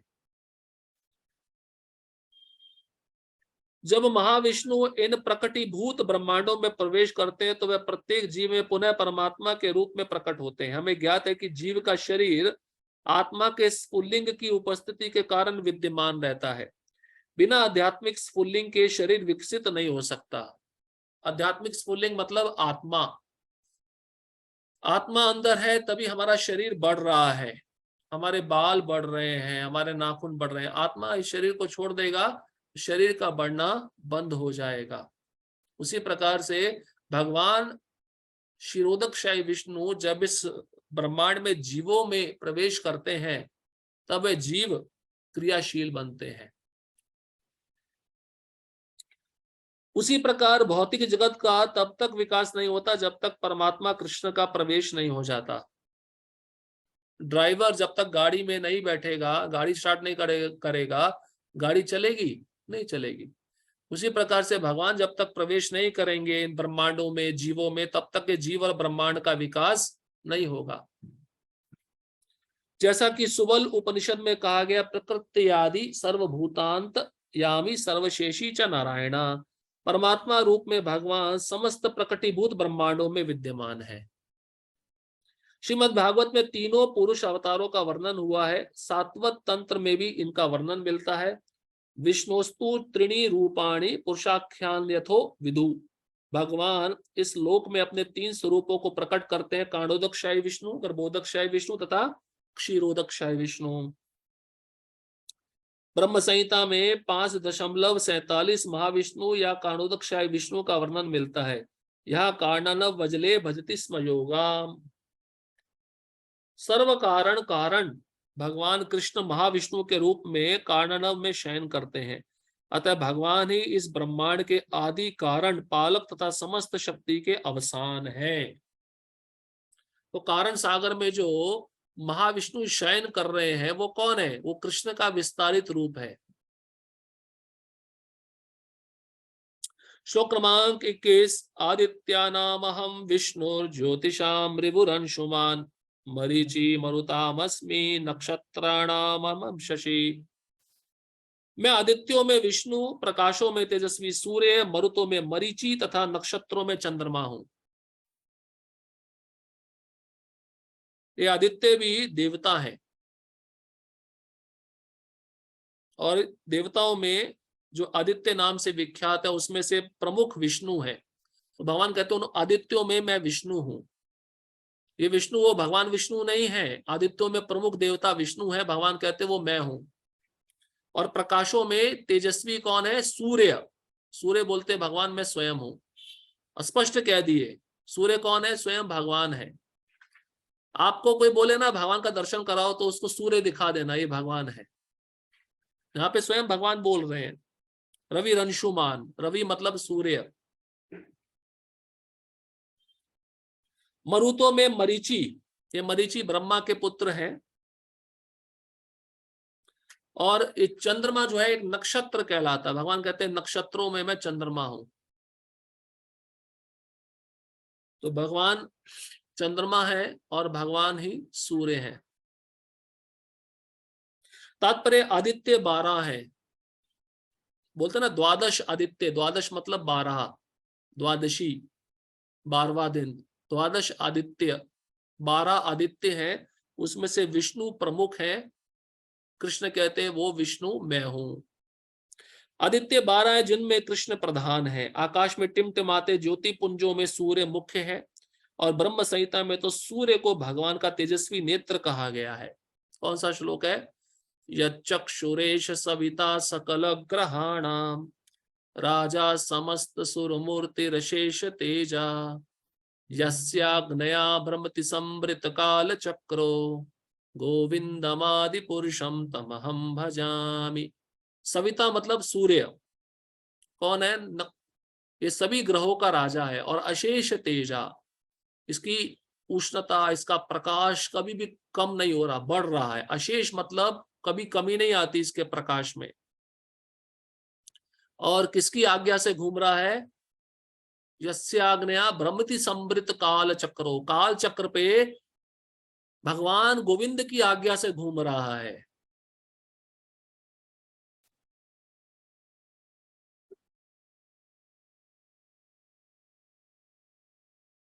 अंतरिक्ष में 50 प्रकार के वायु प्रवाहमान है, जिनमें से वायु अधिष्ठाता मरीचि कृष्ण का प्रतिनिधि है। तो मैंने पहले बताया ब्रह्मा जी के पुत्र भी एक मरीचि है, क्षमा करिए, वो मरीचि नहीं, यहाँ पर मरुतगण।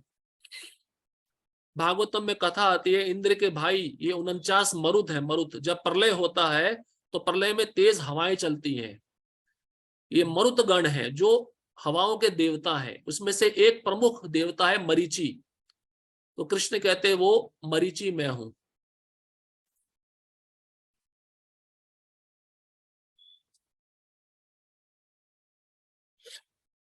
नक्षत्रों में रात्रि के समय चंद्रमा सर्व प्रमुख नक्षत्र है, अतः वह कृष्ण का प्रतिनिधि है।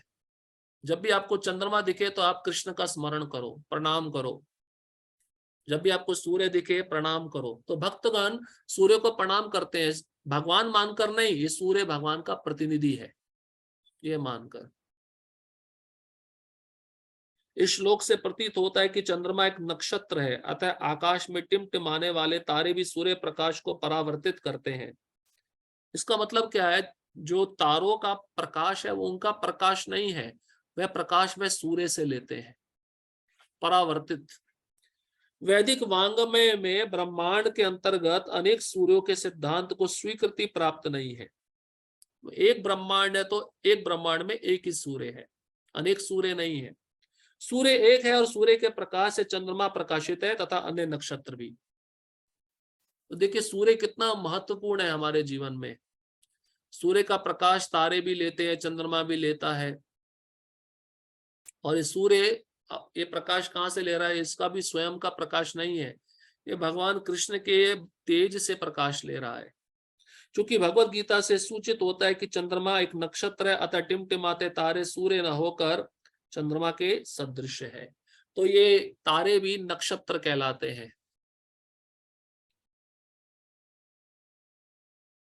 श्लोक क्रमांक 22। वेदानाम साम वेदोऽस्मि देवानाम अस्मि वासवा इंद्रियाणाम मनश्चास्मि भूतानाम अस्मि चेतना। मैं वेदों में सामवेद हूँ, देवों में स्वर्ग का राजा इंद्र हूँ, इंद्रियों में मन हूँ तथा समस्त जीवों में जीवनी शक्ति चेतना हूँ। 4 प्रकार के वेद हैं, सामवेद, यजुर्वेद, ऋग्वेद, अथर्ववेद। भगवान कहते हैं सामवेद मैं हूं। और जो इंद्र है देवताओं का राजा, भगवान कहते हैं वो मैं हूं। और कहते हैं इंद्रियों में मैं मन हूं। इंद्रियों का राजा कौन है? मन है ना। इंद्रियों का बॉस कौन है? मन है। भगवान कहते हो मन में ही हूं। जब करते समय आपका मन भटक रहा है, मतलब कृष्ण को भटका रहे हो आप, खींच के लाना चाहिए। और समस्त जीवों में जीवनी शक्ति, चेतना, चेतना मतलब कॉन्शियसनेस, समस्त जीवों में, खाली मनुष्य जीवन में नहीं, जितने भी 84 लाख योनि है, चर अचर जो योनियां हैं, उनमें जो जीवनी शक्ति वो मैं हूं। कॉन्शियसनेस, चेतना, वो मैं हूं। पदार्थ तथा जीव में ये अंतर है कि पदार्थ में जीवों के समान चेतना नहीं होती। चेतना नहीं होती तभी तो वह बढ़ते नहीं ना। चेतना है तभी तो मनुष्य बढ़ रहा है। वो चेतना कृष्ण कहते हैं मैं हूं। अतः चेतना परम तथा शाश्वत है। पदार्थों के संयोग से चेतना उत्पन्न नहीं की जा सकती। पदार्थ मतलब शरीर के संयोग से, मतलब एक शरीर दूसरे शरीर से मिल जाए उससे चेतना उत्पन्न नहीं होती। ये आत्मा आध्यात्मिक स्फुल्लिंग है, जब तक इस शरीर में प्रवेश नहीं करता तब तक वो चेतना नहीं आएगी। और ये आत्मा क्या है? ये भगवान का शाश्वत अंश है। श्लोक क्रमांक 23। रुद्राणाम शंकराश्चस्मि वित्तेशो यक्ष रक्षसाम वसुनाम पावकाश्चस्मि मेरु शिखरिणाम हम। मैं समस्त रुद्रों में शिव हूं, यक्षों तथा राक्षसों में संपत्ति का देवता कुबेर हूं, वसुओं में अग्नि हूं और समस्त पर्वतों में मेरु हूं।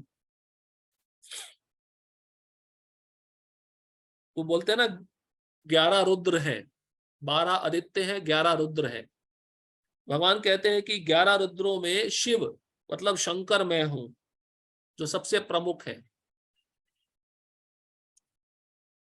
और यक्षों और राक्षसों के जो संपत्ति के देवता कुबेर है, कुबेर कृष्ण कहते वो मैं हूं।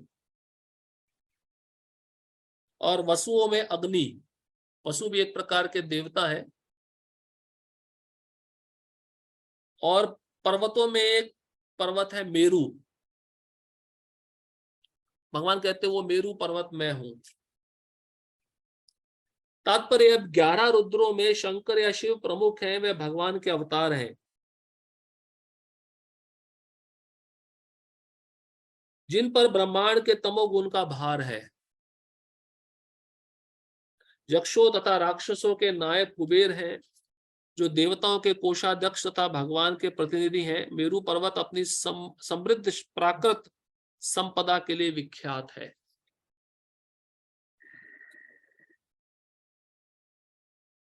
एकादश रुद्र बोलते हैं ना, 11 ज्योतिर्लिंग है, मुख्य मुख्य, उसमें से जो शिव है, शंकर है प्रमुख, कृष्ण कहते वो मैं हूं।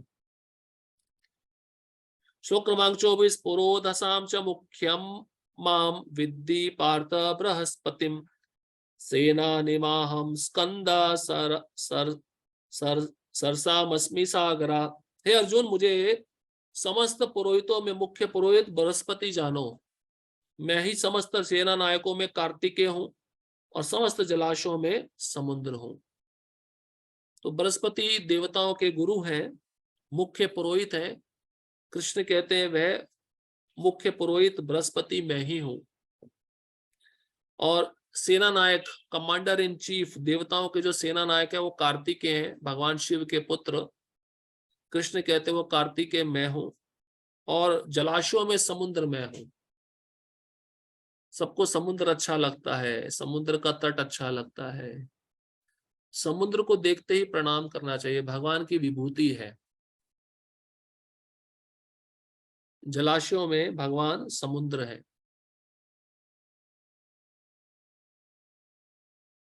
आप सोचिए एक जगह पे इतना सारा पानी, और लहरें आते रहना, ये कौन कर सकता है? कोई मनुष्य थोड़ी ना कर सकता है, ये भगवान की प्रकृति है।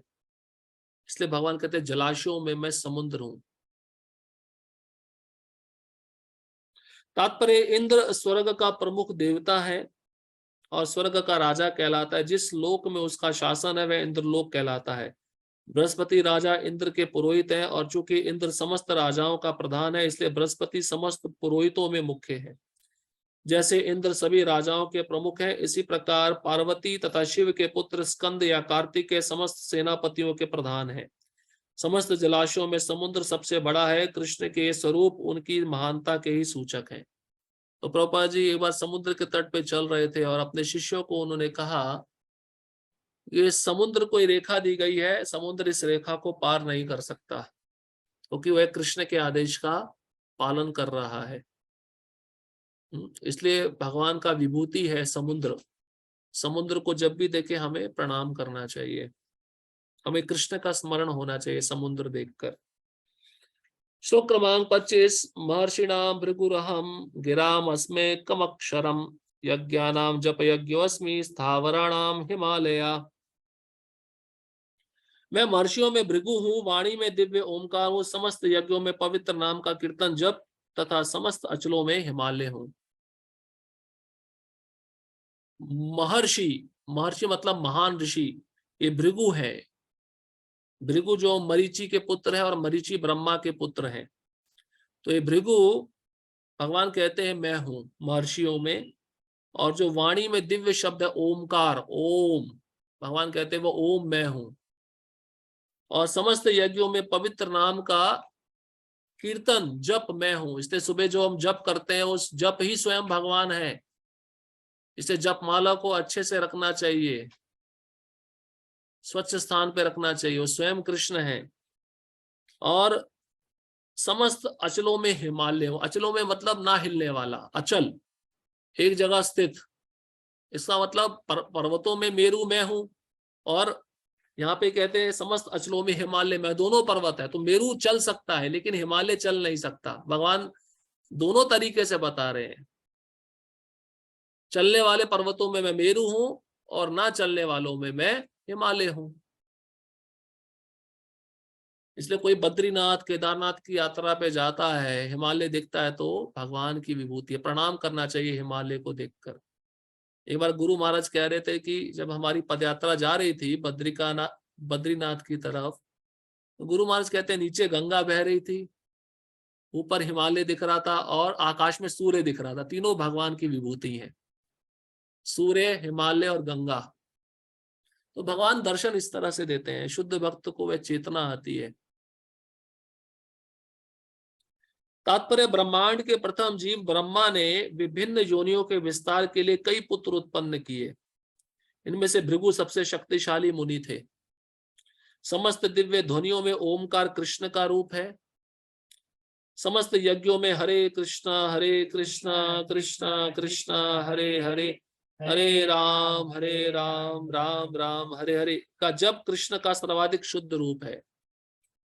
कभी कभी पशु यज्ञ की भी संस्तुति की जाती है, किंतु हरे कृष्ण यज्ञ में हिंसा का प्रश्न ही नहीं उठता। यह सबसे सरल तथा शुद्धतम यज्ञ है। समस्त जगत में जो कुछ शुभ है वह कृष्ण का रूप है। अतः संसार का सबसे बड़ा पर्वत हिमालय भी उन्हीं का स्वरूप है। पिछले श्लोक में मेरू का उल्लेख हुआ है, परंतु मेरू तो कभी कभी सचल होता है। देखिए प्रभुपाद जी लिख रहे हैं सचल मतलब मेरू कभी कभी चलता है, क्योंकि पहले के पर्वत उड़ते भी थे, पर्वतों के पंख थे। इंद्र ने क्या किया, इन पर्वतों के पंख काट दिए। तो मेरू चल सकता है लेकिन हिमालय नहीं चल सकता। तो भगवान दोनों ही पर्वतों के विषय में बताए हैं। जो चल नहीं सकता वह हिमालय हूं, और जो चल सकता है वो मैं मेरू हूं। लेकिन हिमालय कभी चल नहीं है, अतः हिमालय मेरू से बढ़कर है। ऐसा क्यों कह रहे हैं प्रभुपाद जी, हिमालय मेरू से बढ़कर है? दिखने में सुंदर है और चलता नहीं है। जो वस्तु स्थिर रहती है उसको देखने में आनंद आता है, नहीं आता है? ध्यान उसको देखते रहोगे तो ध्यान लग जाएगा। अब जो वस्तु चल रही है, हिल डुल रही है, उस पर आप ध्यान कैसे लगाओगे? इसलिए हिमालय को देखते हैं तो बहुत ही सफेद बर्फ से ढका हुआ है, सुंदर दिखता है। इसलिए प्रभुपाद जी कहते हैं हिमालय मेरु से बढ़कर है। श्लोक क्रमांक 26, अश्वत्था सर्व वृक्षाणाम देवर्षीणाम च नारदा गंधर्वाणाम चित्ररथा सिद्धानाम कपिलो मुनि। मैं समस्त वृक्षों में अश्वत्थ वृक्ष हूं और देव ऋषियों में नारद हूं। अश्वत्थ वृक्ष मतलब पीपल का पेड़, पीपल का वृक्ष जहां भी दिखे प्रणाम करना चाहिए, भगवान की विभूति है। ऐसे वृक्षों को काटना नहीं चाहिए। और भगवान कहते हैं देव ऋषियों, देवताओं में ऋषि रहते हैं जिनका नाम है नारद, वे मैं हूं। और गंधर्वों में जो बहुत ही सुंदर गायन करते हैं उनमें से प्रमुख है चित्ररथ, उचित रथ मैं हूं। और सिद्ध पुरुषों में कपिल मुनि हूं। कपिल मुनि जो आज भी गंगा सागर में तपस्या कर रहे हैं, देवूति पुत्र कपिल। तात्पर्य अश्वत्थ वृक्ष सबसे ऊंचा तथा सुंदर वृक्ष है जिसे भारत में लोग नित्य प्रति नियम पूर्वक पूजते हैं। देवताओं में नारद विश्व भर के सबसे बड़े भक्त माने जाते हैं और पूजित होते हैं। इस प्रकार वे भक्त के रूप में कृष्ण के स्वरूप हैं। गंधर्व लोक ऐसे निवासियों से पूर्ण है जो बहुत अच्छा गाते हैं, जिनमें से चित्ररथ सर्वश्रेष्ठ गायक है। सिद्ध पुरुषों में से देवूति के पुत्र कपिल मुनि कृष्ण के प्रतिनिधि हैं। वे कृष्ण के अवतार माने जाते हैं। इनका दर्शन भागवत में उल्लिखित है।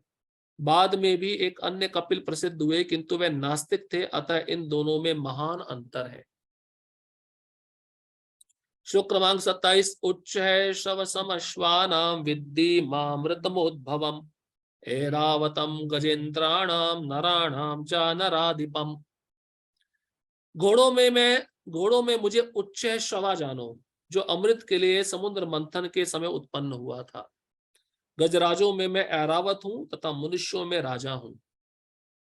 तो समुद्र मंथन के समय बहुत सारे रत्न निकले थे, उसमें से ये घोड़ा निकला उच्च श्रवा, बहुत ही सफेद रंग का घोड़ा, तेज दौड़ने वाला। इसको बलि महाराज ले लिए थे। और ऐरावत जो इंद्र का वाहन है, हाथी, वो भी निकला समुद्र मंथन से, उसको इंद्र ने ले लिया। तो भगवान कहते हैं घोड़ों में मैं उच्च श्रवा हूं और हाथियों में, गजराजों में मैं ऐरावत हूं। और फिर कहते हैं नराणाम च नराधिपम, मनुष्यों में मैं राजा हूं। राजा भगवान का प्रतिनिधि होता है, इसलिए उसको नरदेव कहते हैं। इसलिए उसको सम्मान दिया जाता है हर जगह, राजा को। जैसे प्रधानमंत्री है किसी देश का, भगवान कहते हैं वो मेरी विभूति है, इसलिए उसको सम्मान मिलता है। तात्पर्य एक बार देवों तथा असुरों ने समुद्र मंथन में भाग लिया। इस मंथन से अमृत तथा विष प्राप्त हुए। विष को तो शिवजी ने पी लिया, किंतु अमृत के साथ अनेक जीव उत्पन्न हुए, जिनमें उच्च श्रवा नामक घोड़ा भी था। इसी अमृत के साथ एक अन्य पशु ऐरावत नामक हाथी भी उत्पन्न हुआ। चूंकि ये दोनों पशु अमृत के साथ उत्पन्न हुए थे, अतः इनका विशेष महत्व है और ये कृष्ण के प्रतिनिधि हैं।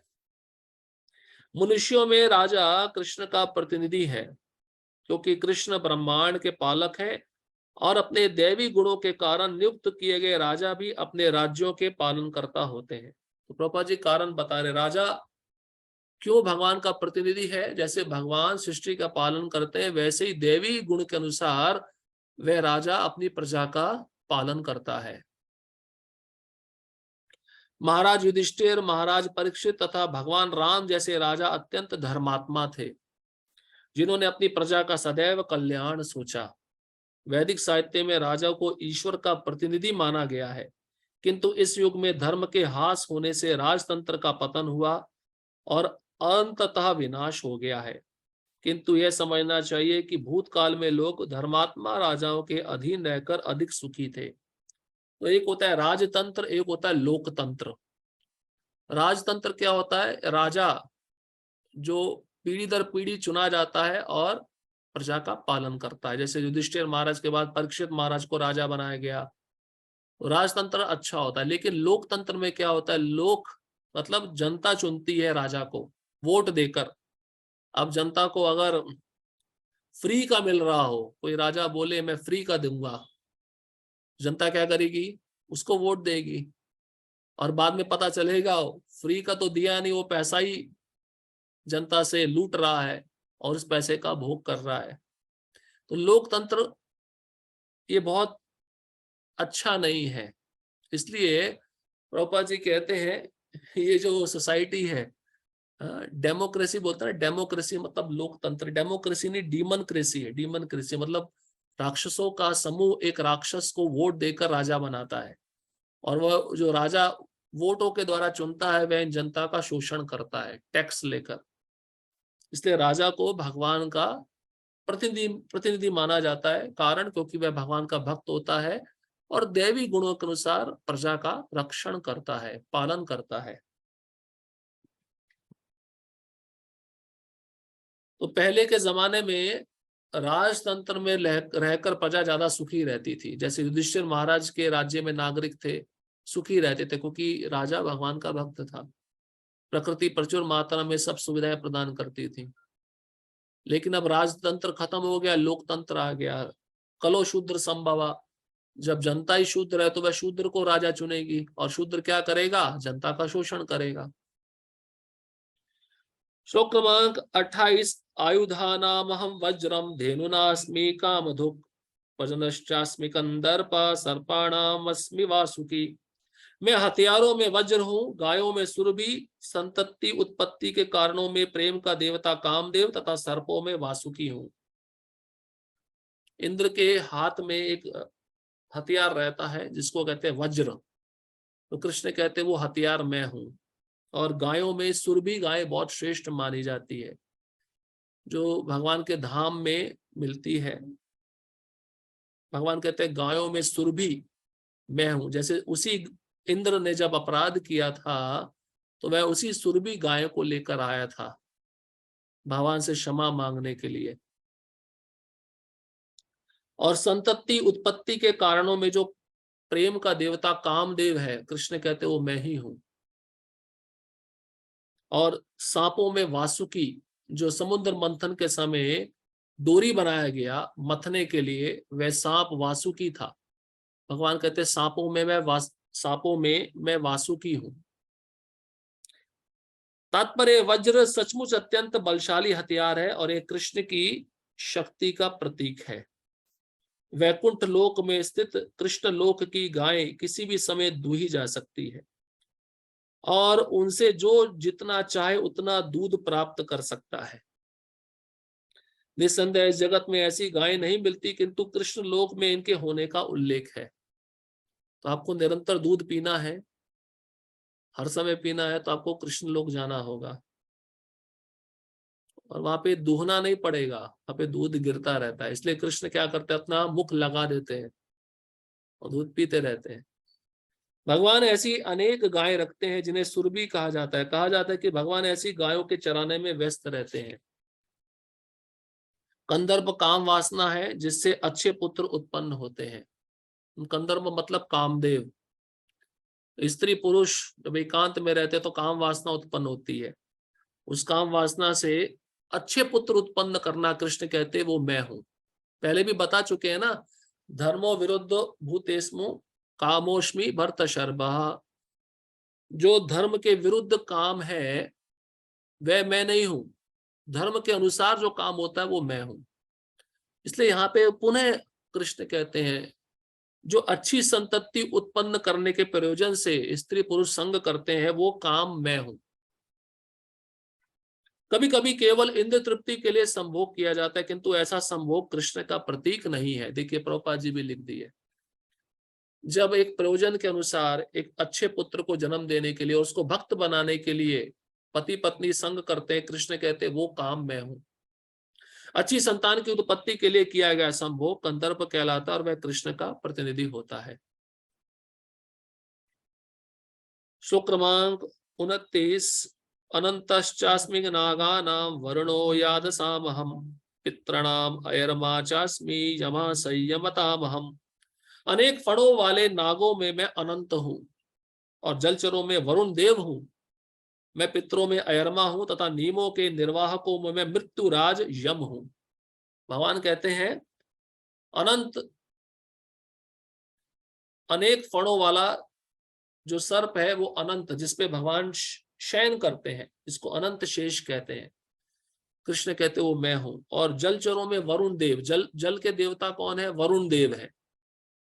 उनकी नगरी का नाम है विभावरी,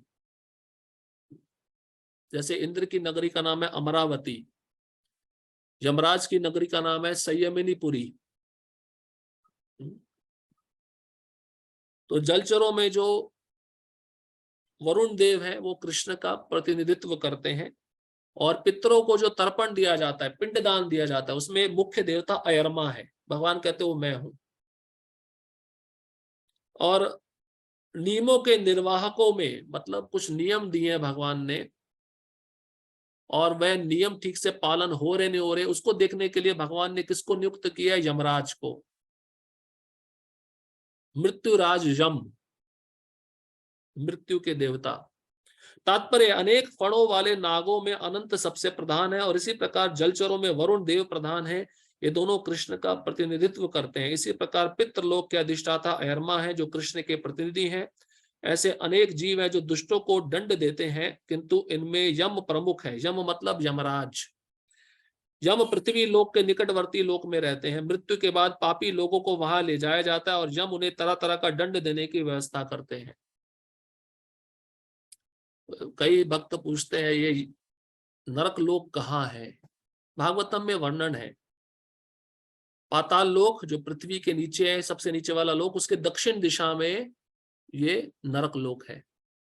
ज्यादा दूर नहीं है। और ऐसा बताया गया है कि यमराज का ऑफिस खाली पृथ्वी जितना है। ऑफिस पृथ्वी जितना है क्योंकि इतने सारे लोग आ रहे हैं, सबको दंड देना है, सबका हिसाब किताब करना होता है। ऑफिस भी तो बड़ा चाहिए ना। बिजनेस बड़ा होता है तो ऑफिस भी बड़ा होना चाहिए। यमराज का इसलिए ऑफिस बहुत बड़ा है, उसमें सारे असिस्टेंट बैठते हैं और सबको ट्रेनिंग दी जाती है।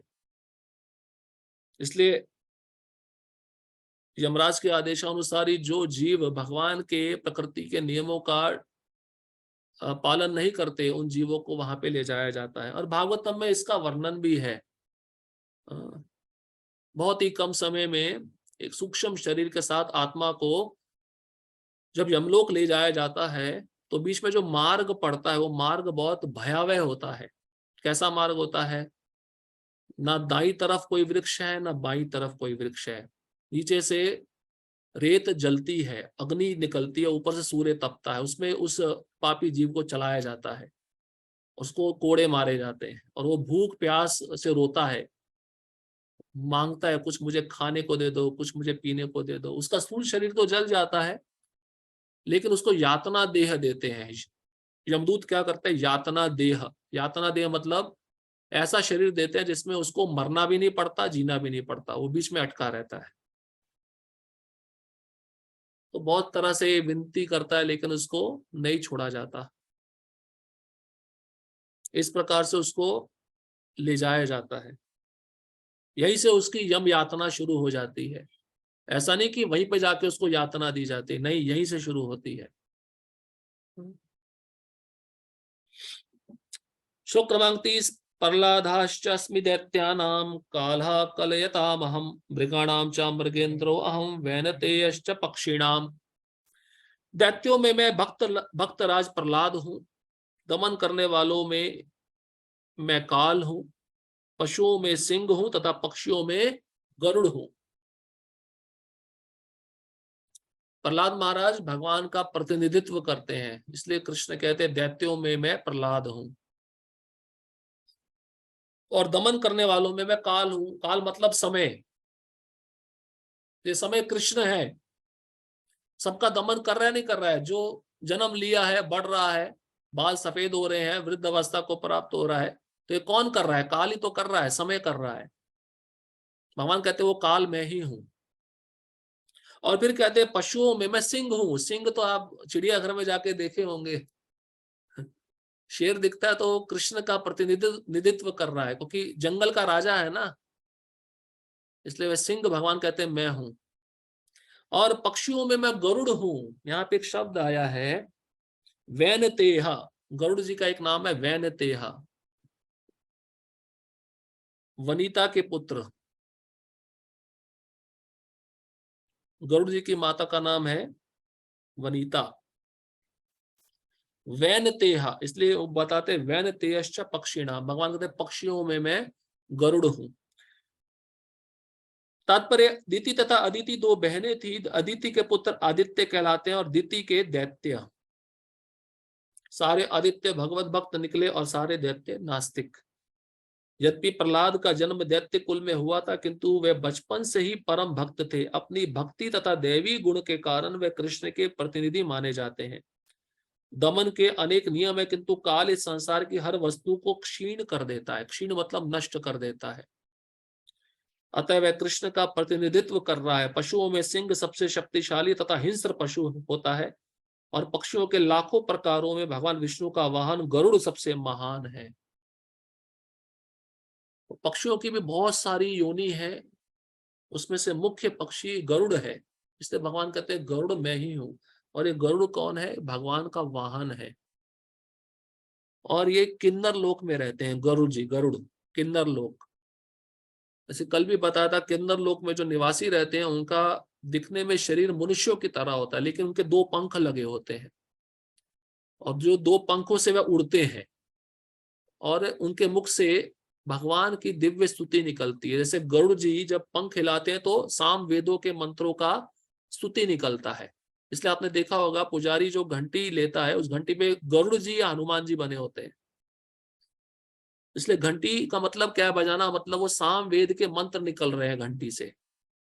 इसलिए घंटी हमेशा बजती रहनी चाहिए। श्लोक क्रमांक 31। पवनः पवतास्मि रामा शस्त्रभृतामहं कृषाणां मकराश्चास्मि स्तोत्रो सामस्मि चान्वी। समस्त पवित्र करने वालों में मैं वायु हूं, शस्त्रधारियों में राम, मछलियों में मगर तथा नदियों में गंगा हूं। देखिए आ गया, गंगा नदी आ गई। इसलिए गंगा नदी जब भी दर्शन करते हैं स्वयं भगवान है, भगवान की विभूति है, प्रणाम करना चाहिए। भगवान कहते हैं पवित्र करने वालों में मैं वायु हूं और शस्त्रधारियों में राम। अब मछलियों में मगर क्या है? ये मगर वो मगरमच्छ नहीं है। मछलियों में एक मछली है जिसका नाम मगर है, जिसको इंग्लिश में शार्क बोलते हैं, शार्क। और हिंदी में तिमिंगल भी बोलते हैं, तिमिंगल, जो बहुत ही बड़ी, बहुत ही विशाल होती है। भगवान कहते हैं मछलियों में मैं मगर हूं, बहुत बड़ी होती है, और नदियों में मैं गंगा हूं। तात्पर्य, समस्त जलचरों में मगर सबसे बड़ा और मनुष्य के लिए सबसे घातक होता है। अतः मगर कृष्ण का प्रतिनिधित्व करता है। ये मगर एक प्रकार की मछली है। ये वेल मछली को भी निगल जाती है, आप सोचिए इतनी बड़ी मछली है। इसलिए बताते हैं जलजा नव लक्षाणी, 9 लाख प्रकार के जीव पानी में रहते हैं। उसमें से ये मगर जो है जलचर प्राणी है। भगवान कहते हैं वह प्राणी मैं हूं। श्लोक क्रमांक 32। सर्गाणामादिरन्तश्च मध्यम चैवाम अर्जुन अध्यात्म विद्या विद्यानां वादा प्रवदतामहम्। हे अर्जुन, मैं समस्त सृष्टियों का आदि मध्य और अंत हूं। मैं समस्त विद्याओं में अध्यात्म विद्या हूं और तर्क शास्त्रियों में मैं निर्णायक सत्य हूं। तात्पर्य, सृष्टियों में सर्वप्रथम समस्त भौतिक तत्वों की सृष्टि की जाती है, जैसा कि पहले बताया जा चुका है। यह दृश्य जगत महाविष्णु, गर्भोदकशाही विष्णु तथा क्षीरोदकशाही विष्णु द्वारा उत्पन्न और संचालित है। बाद में इसका संहार शिवजी द्वारा किया जाता है। ब्रह्मा गौण सृष्टा है। सृजन, पालन तथा संहार करने वाले सारे अधिकारी परमेश्वर के भौतिक गुणों के अवतार हैं। अतः वही समस्त सृष्टि के आदि, मध्य तथा अंत है। भगवान कहते हैं ब्रह्मा शिव विष्णु मुझी से आते हैं। मैं, ये ब्रह्मा शिव विष्णु मैं ही हूँ, गुण अवतार। ये गुण अवतार मेरे से ही प्रकट होते हैं। इसलिए सृष्टि का आदि, जन्म देने वाले मतलब ब्रह्मा, मध्य मतलब पालन करने वाले विष्णु और अंत करने वाले शिव, ये तीनों गुण अवतार मुझी से आते हैं, ये मैं ही हूं। और समस्त विद्याओं में अध्यात्म विद्या, जैसे हमने पहले भी पढ़ा, राज विद्या राजगुह्यम पवित्रम यदोत्तमम, जो भक्ति का ज्ञान है, अध्यात्म विद्या है, वो मैं ही हूं, भगवान कहते हैं। और तर्क शास्त्री जो आपस में तर्क करते हैं, तर्क के द्वारा अपने सत्य को स्थापित करना चाहते हैं, जो अंतिम में निर्णायक सत्य होता है, कृष्ण कहते हैं वो मैं हूं। उच्च विद्या के लिए ज्ञान के अनेक ग्रंथ हैं, यथा चारों वेद, उनके 6 वेदांग, वेदांत सूत्र, तर्क ग्रंथ, धर्म ग्रंथ, पुराण, इस प्रकार कुल 14 प्रकार के ग्रंथ हैं। इनमें से अध्यात्म विद्या संबंधी ग्रंथ विशेष रूप से वेदांत सूत्र कृष्ण का स्वरूप है। मतलब जिस विद्या का संबंध भक्ति के साथ है, वेदांत सूत्र मतलब भागवतम, तो कृष्ण कह रहे हैं कि वह भक्ति से संबंधित जो अध्यात्म विद्या है या वेदांत सूत्र है, वो मैं हूं। तर्क शास्त्रियों में विभिन्न प्रकार के तर्क होते हैं। प्रमाण द्वारा तर्क की पुष्टि, जिससे विपक्ष का भी समर्थन हो, जल्प कहलाता है। प्रतिद्वंदी को हराने का प्रयास मात्र वितंडा है, किंतु वास्तविक निर्णयवाद कहलाता है। ये निर्णयात्मक सत्य कृष्ण का स्वरूप है। तो 2 प्रकार की पार्टी होती है, तर्क होता है, वाद विवाद होता है, तो अंत में जो सत्य प्रकट होता है निष्कर्ष रूप में, कृष्ण कहते वह मैं हूं। श्लोक क्रमांक 33, अक्षराणाम मकारोऽस्मि द्वंद्वा सामासिकस्य च अहमेवाक्षय कालो धाता हम विश्वतो मुखा। अक्षरों में मैं अकार हूं और समासों में द्वंद्व समास हूं। मैं शाश्वत काल भी हूं और सृष्टाओं में ब्रह्मा हूं। अब जो व्याकरण पढ़ते हैं और अक्षर अभी तक जिनको याद है, आ ई उ, भगवान कहते हैं देखिए उन अक्षरों में मैं अकार हूं, आ हूं, और समासों में मैं द्वंद्व समास हूं। ये व्याकरण में, संस्कृत में जो व्याकरण पढ़ाई जाती है, भगवान उसके विषय में बता रहे हैं। और शाश्वत काल, फिर पुनः भगवान कहते हैं काल समय मैं ही हूं, जो शाश्वत है, और ब्रह्मा भी मैं ही हूं। तात्पर्य, आकार अर्थात संस्कृत अक्षर माला का प्रथम अक्षर अवैदिक साहित्य का शुभारंभ है। आकार के बिना कोई स्वर उच्चरित नहीं हो सकता, इसलिए यह आदि स्वर है। संस्कृत में कई तरह के सामासिक शब्द होते हैं, जिनमें से राम लक्ष्मण जैसे दोहरे शब्द द्वंद्व कहलाते हैं। इस समास में राम तथा कृष्ण अपने उसी रूप में है, अतः यह समास द्वंद्व कहलाता है। समस्त मारने वालों में काल सर्वोपरि है, क्योंकि यह सबों को मारता है। काल कृष्ण स्वरूप है, क्योंकि समय आने पर प्रलय अग्नि से सब कुछ लय हो जाएगा। सृजन करने वाले जीवों में चतुर्मुख ब्रह्मा प्रधान है, अतः वे भगवान कृष्ण के प्रतीक हैं। श्लोक क्रमांक 34, मृत्यु सर्वहरश्चहम् अद्भुतत्वश्च भविष्यताम् कीर्ति श्रीवाक नारीणाम स्मृतिर्मेधा धृति क्षमा। मैं सर्वभक्षी मृत्यु हूं और मैं ही आगे होने वालों को उत्पन्न करने वाला हूं। स्त्रियों में मैं कीर्ति, श्री, वाक, स्मृति, मेधा, धृति तथा क्षमा हूं। फिर पुनः भगवान कहते हैं देखिए काल मैं ही हूं। सर्वभक्षी मृत्यु, जो मृत्यु सबके पीछे लगी है, वो मैं ही हूं, और आगे मैं जिनको उत्पन्न करने वाला हूं वो भी मैं ही हूं। समय से ही मृत्यु होती है और समय पे ही जन्म होता है। और स्त्रियों का कुछ ऐश्वर्य बताया है, जैसे कीर्ति मतलब किसी व्यक्ति का यश फैल जाना, कीर्ति फैल जाना। श्री मतलब जिसको ऐश्वर्य मिल जाना। वाक मतलब जिसकी वाणी पे सरस्वती बैठी है, जो बोलता है वह सत्य हो जाता है। स्मृति मतलब उसकी स्मरण शक्ति बहुत तीव्र है। मेधा मतलब बुद्धि, बुद्धि बहुत कुशाग्र है। क्षमा, क्षमा मतलब जो क्षमाशील है। ये सब स्त्रीवाचक शब्द है। भगवान कहते हैं सब मैं हूं। तात्पर्य जो ही मनुष्य जन्म लेता है वह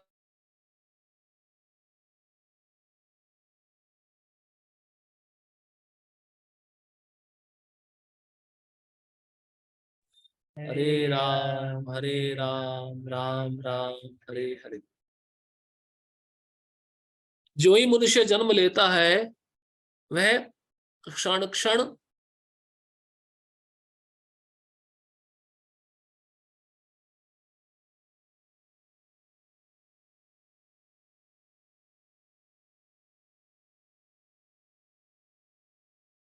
हरे कृष्णा। आवाज आ रही है? सबका वीडियो फ्रीज हो गया है। हरे कृष्णा। हरि बोल। आवाज आ रही है सबको? हाँ ठीक है। जो ही मनुष्य जो ही मनुष्य जन्म लेता है वह क्षण क्षण मरता रहता है।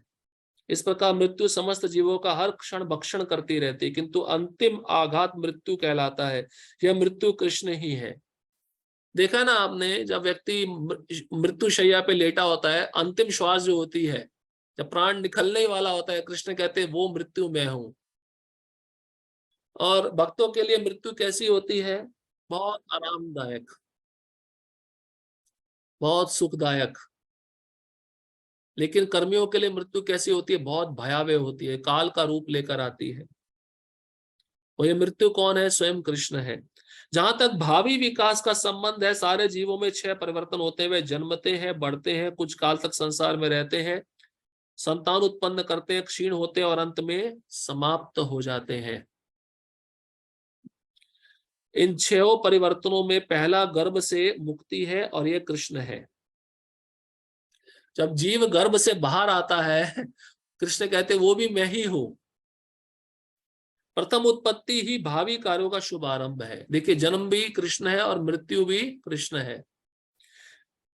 यहाँ जिन 7 ऐश्वर्यों का उल्लेख है वह स्त्री वाचक है। कीर्ति, श्री, वाक, स्मृति, मेधा, धृति तथा क्षमा।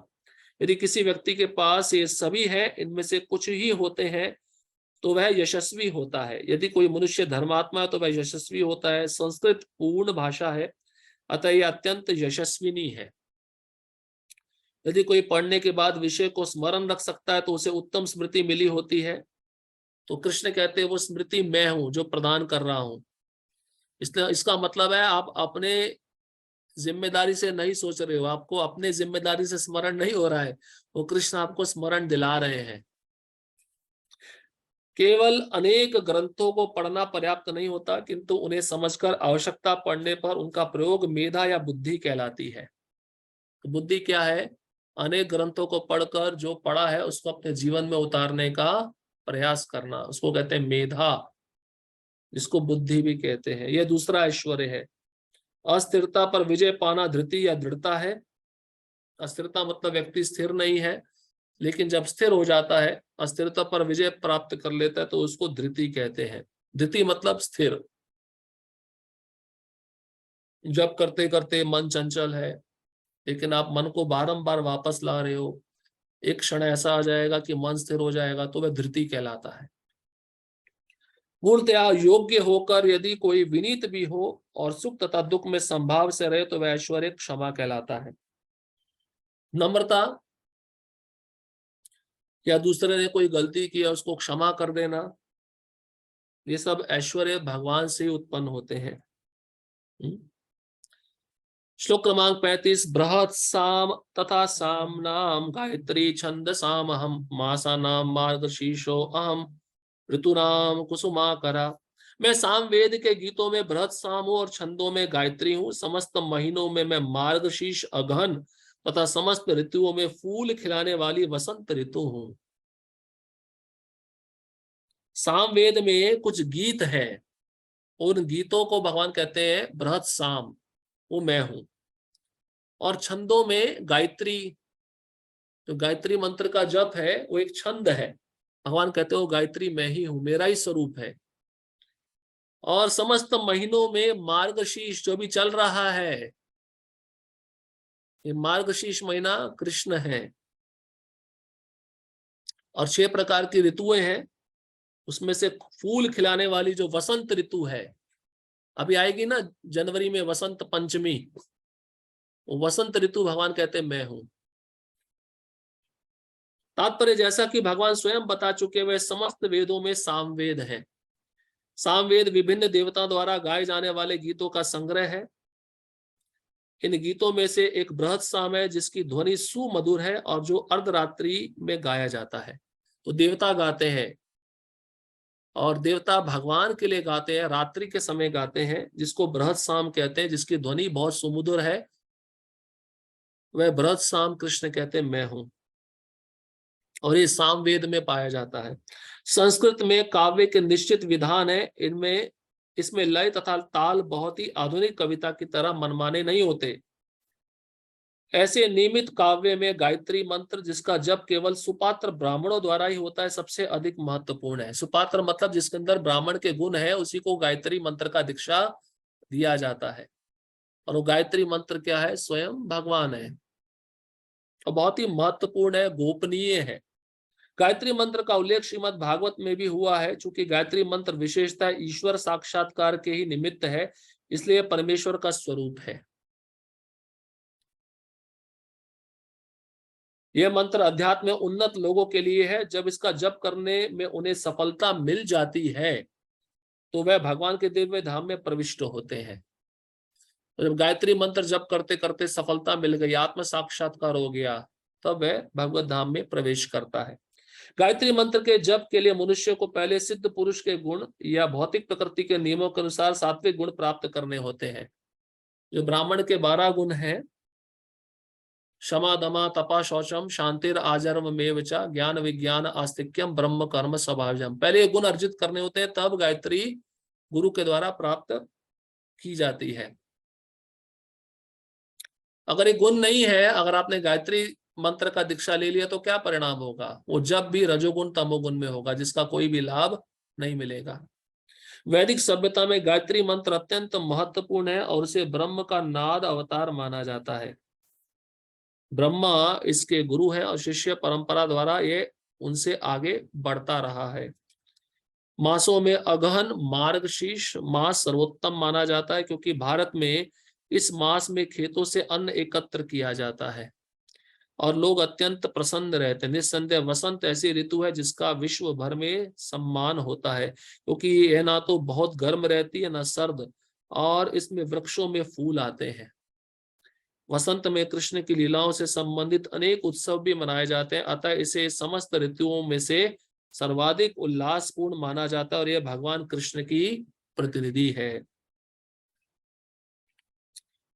श्लोक क्रमांक 36। द्यूतम छलयतामस्मि तेजस्तेजस्विनामहं जयोऽस्मि व्यवसायोऽस्मि सत्वं सत्ववतामहं। मैं छलियों में जुआ हूं और तेजस्वियों में तेज हूं। मैं विजय हूं, साहस हूं और बलवानों का बल हूं। तो भगवान कहते हैं, छल करते हैं ना जुआ खेलने में, तो छलियों में भगवान जुआ है। ऐसा क्यों बोले? जुआ शब्द क्यों बोले?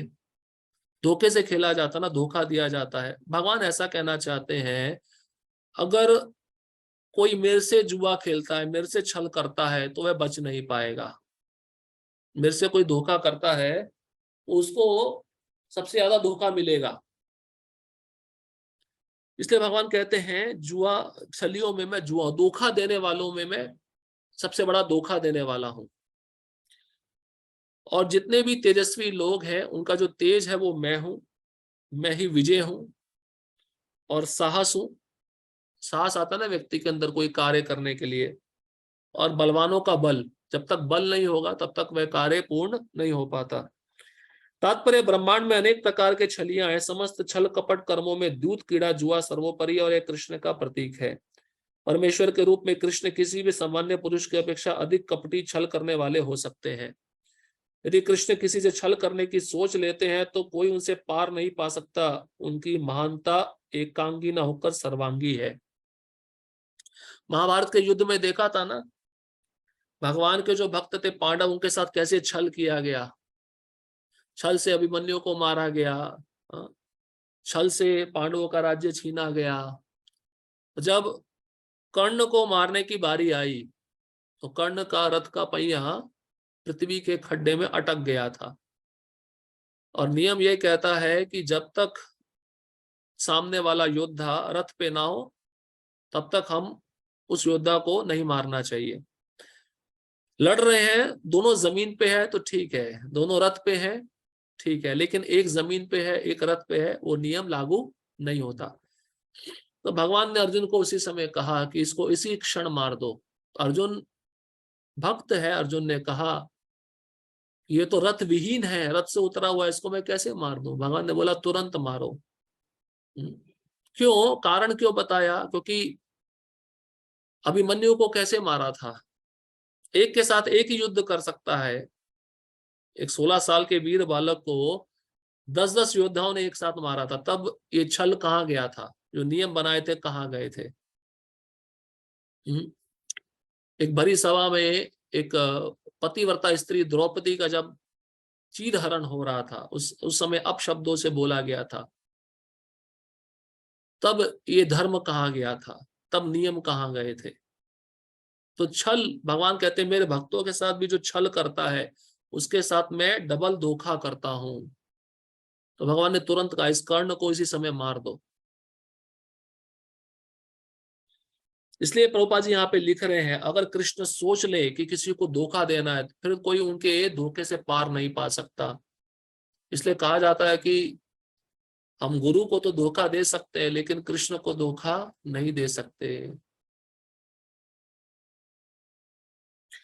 वे विजयी पुरुषों की विजय है, वे तेजस्वियों के तेज है, साहसी तथा कर्मठों में से सर्वाधिक साहसी तथा कर्मठ हैं, वे बलवानों में सर्वाधिक बलवान है। जब कृष्ण इस धराधाम में विद्यमान थे तो कोई भी उन्हें बल में हरा नहीं सकता था।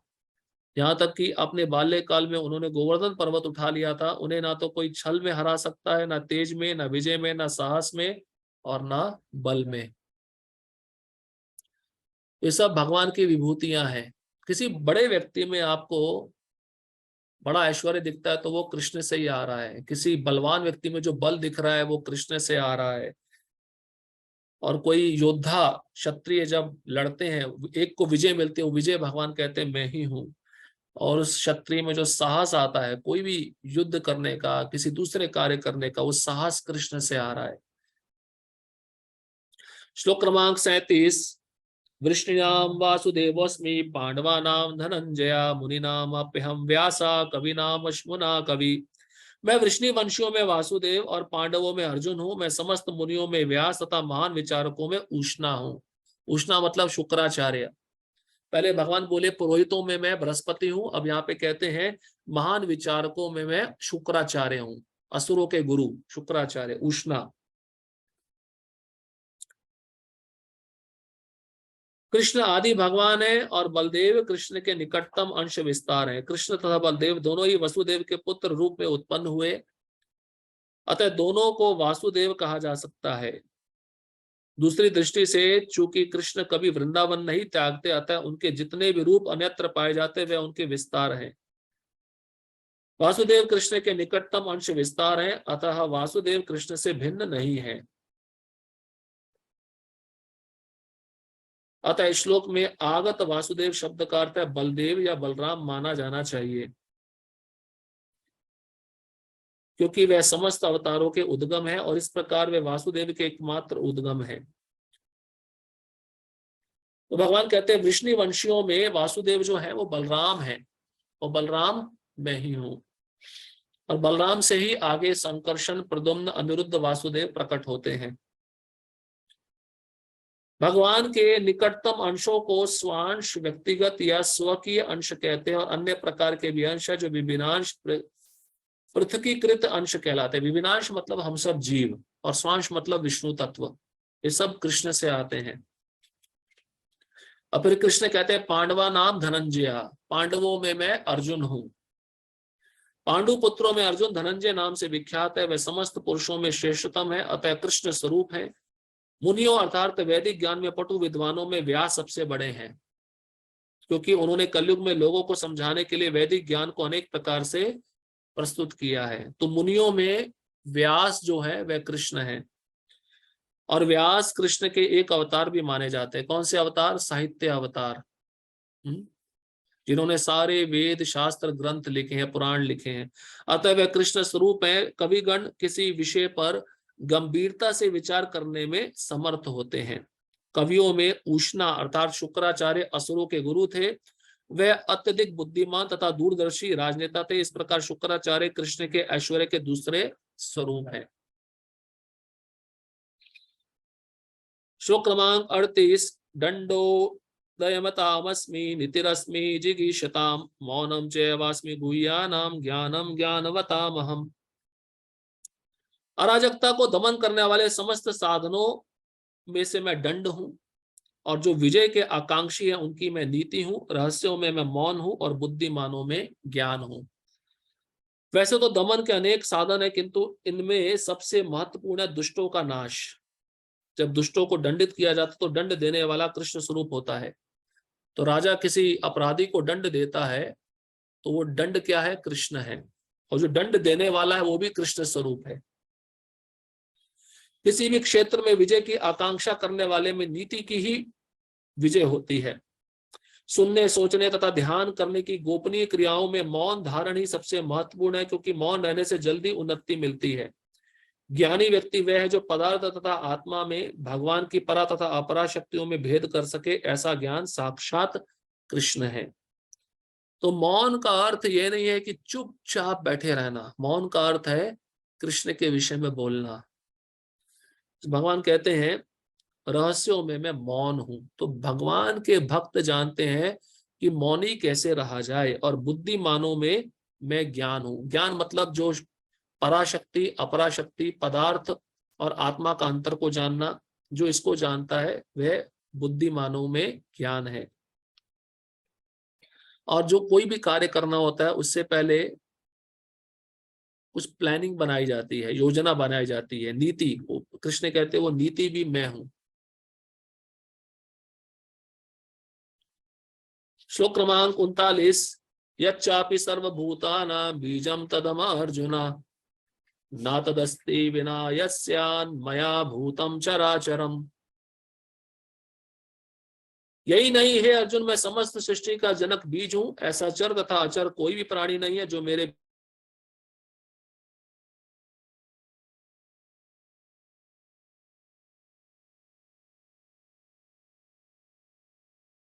हरे कृष्णा कृष्णा कृष्णा हरे हरे, हरे राम राम राम हरे हरे। आ गया?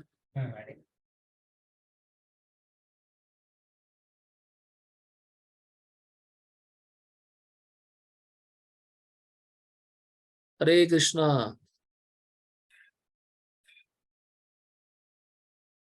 हरि बोल। अभी भी हैंग हुआ पड़ा है। अरे यार,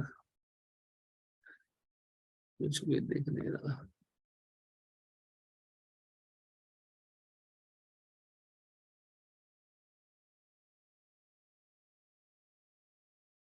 हरि बोल। हरे कृष्णा हरे कृष्णा।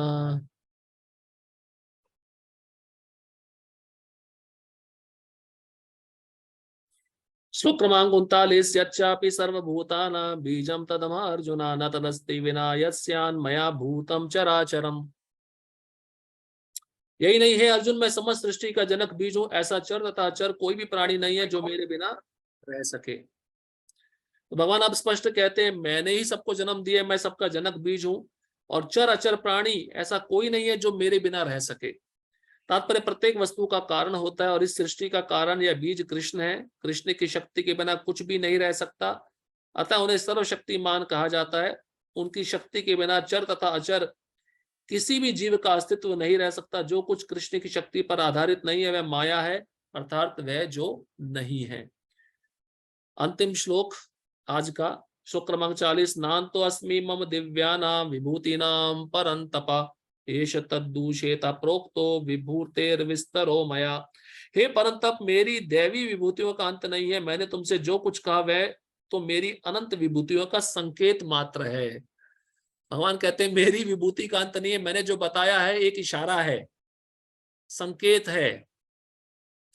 अब इसे समझ जाओ कि मेरी विभूतियां कितनी होंगी। जैसा कि वैदिक साहित्य में कहा गया, यद्यपि परमेश्वर की शक्तियां तथा विभूतियां अनेक प्रकार से जानी जाती, किंतु इन विभूतियों का कोई अंत नहीं है। अतएव समस्त विभूतियों तथा शक्तियों का वर्णन कर पाना संभव नहीं है। अर्जुन की जिज्ञासा को शांत करने के लिए केवल थोड़े से उदाहरण प्रस्तुत किए गए हैं। थोड़े से उदाहरण दिए हैं। भगवान ने बोला इसको सुनकर आप समझ जाओ कि मैं कौन हूं।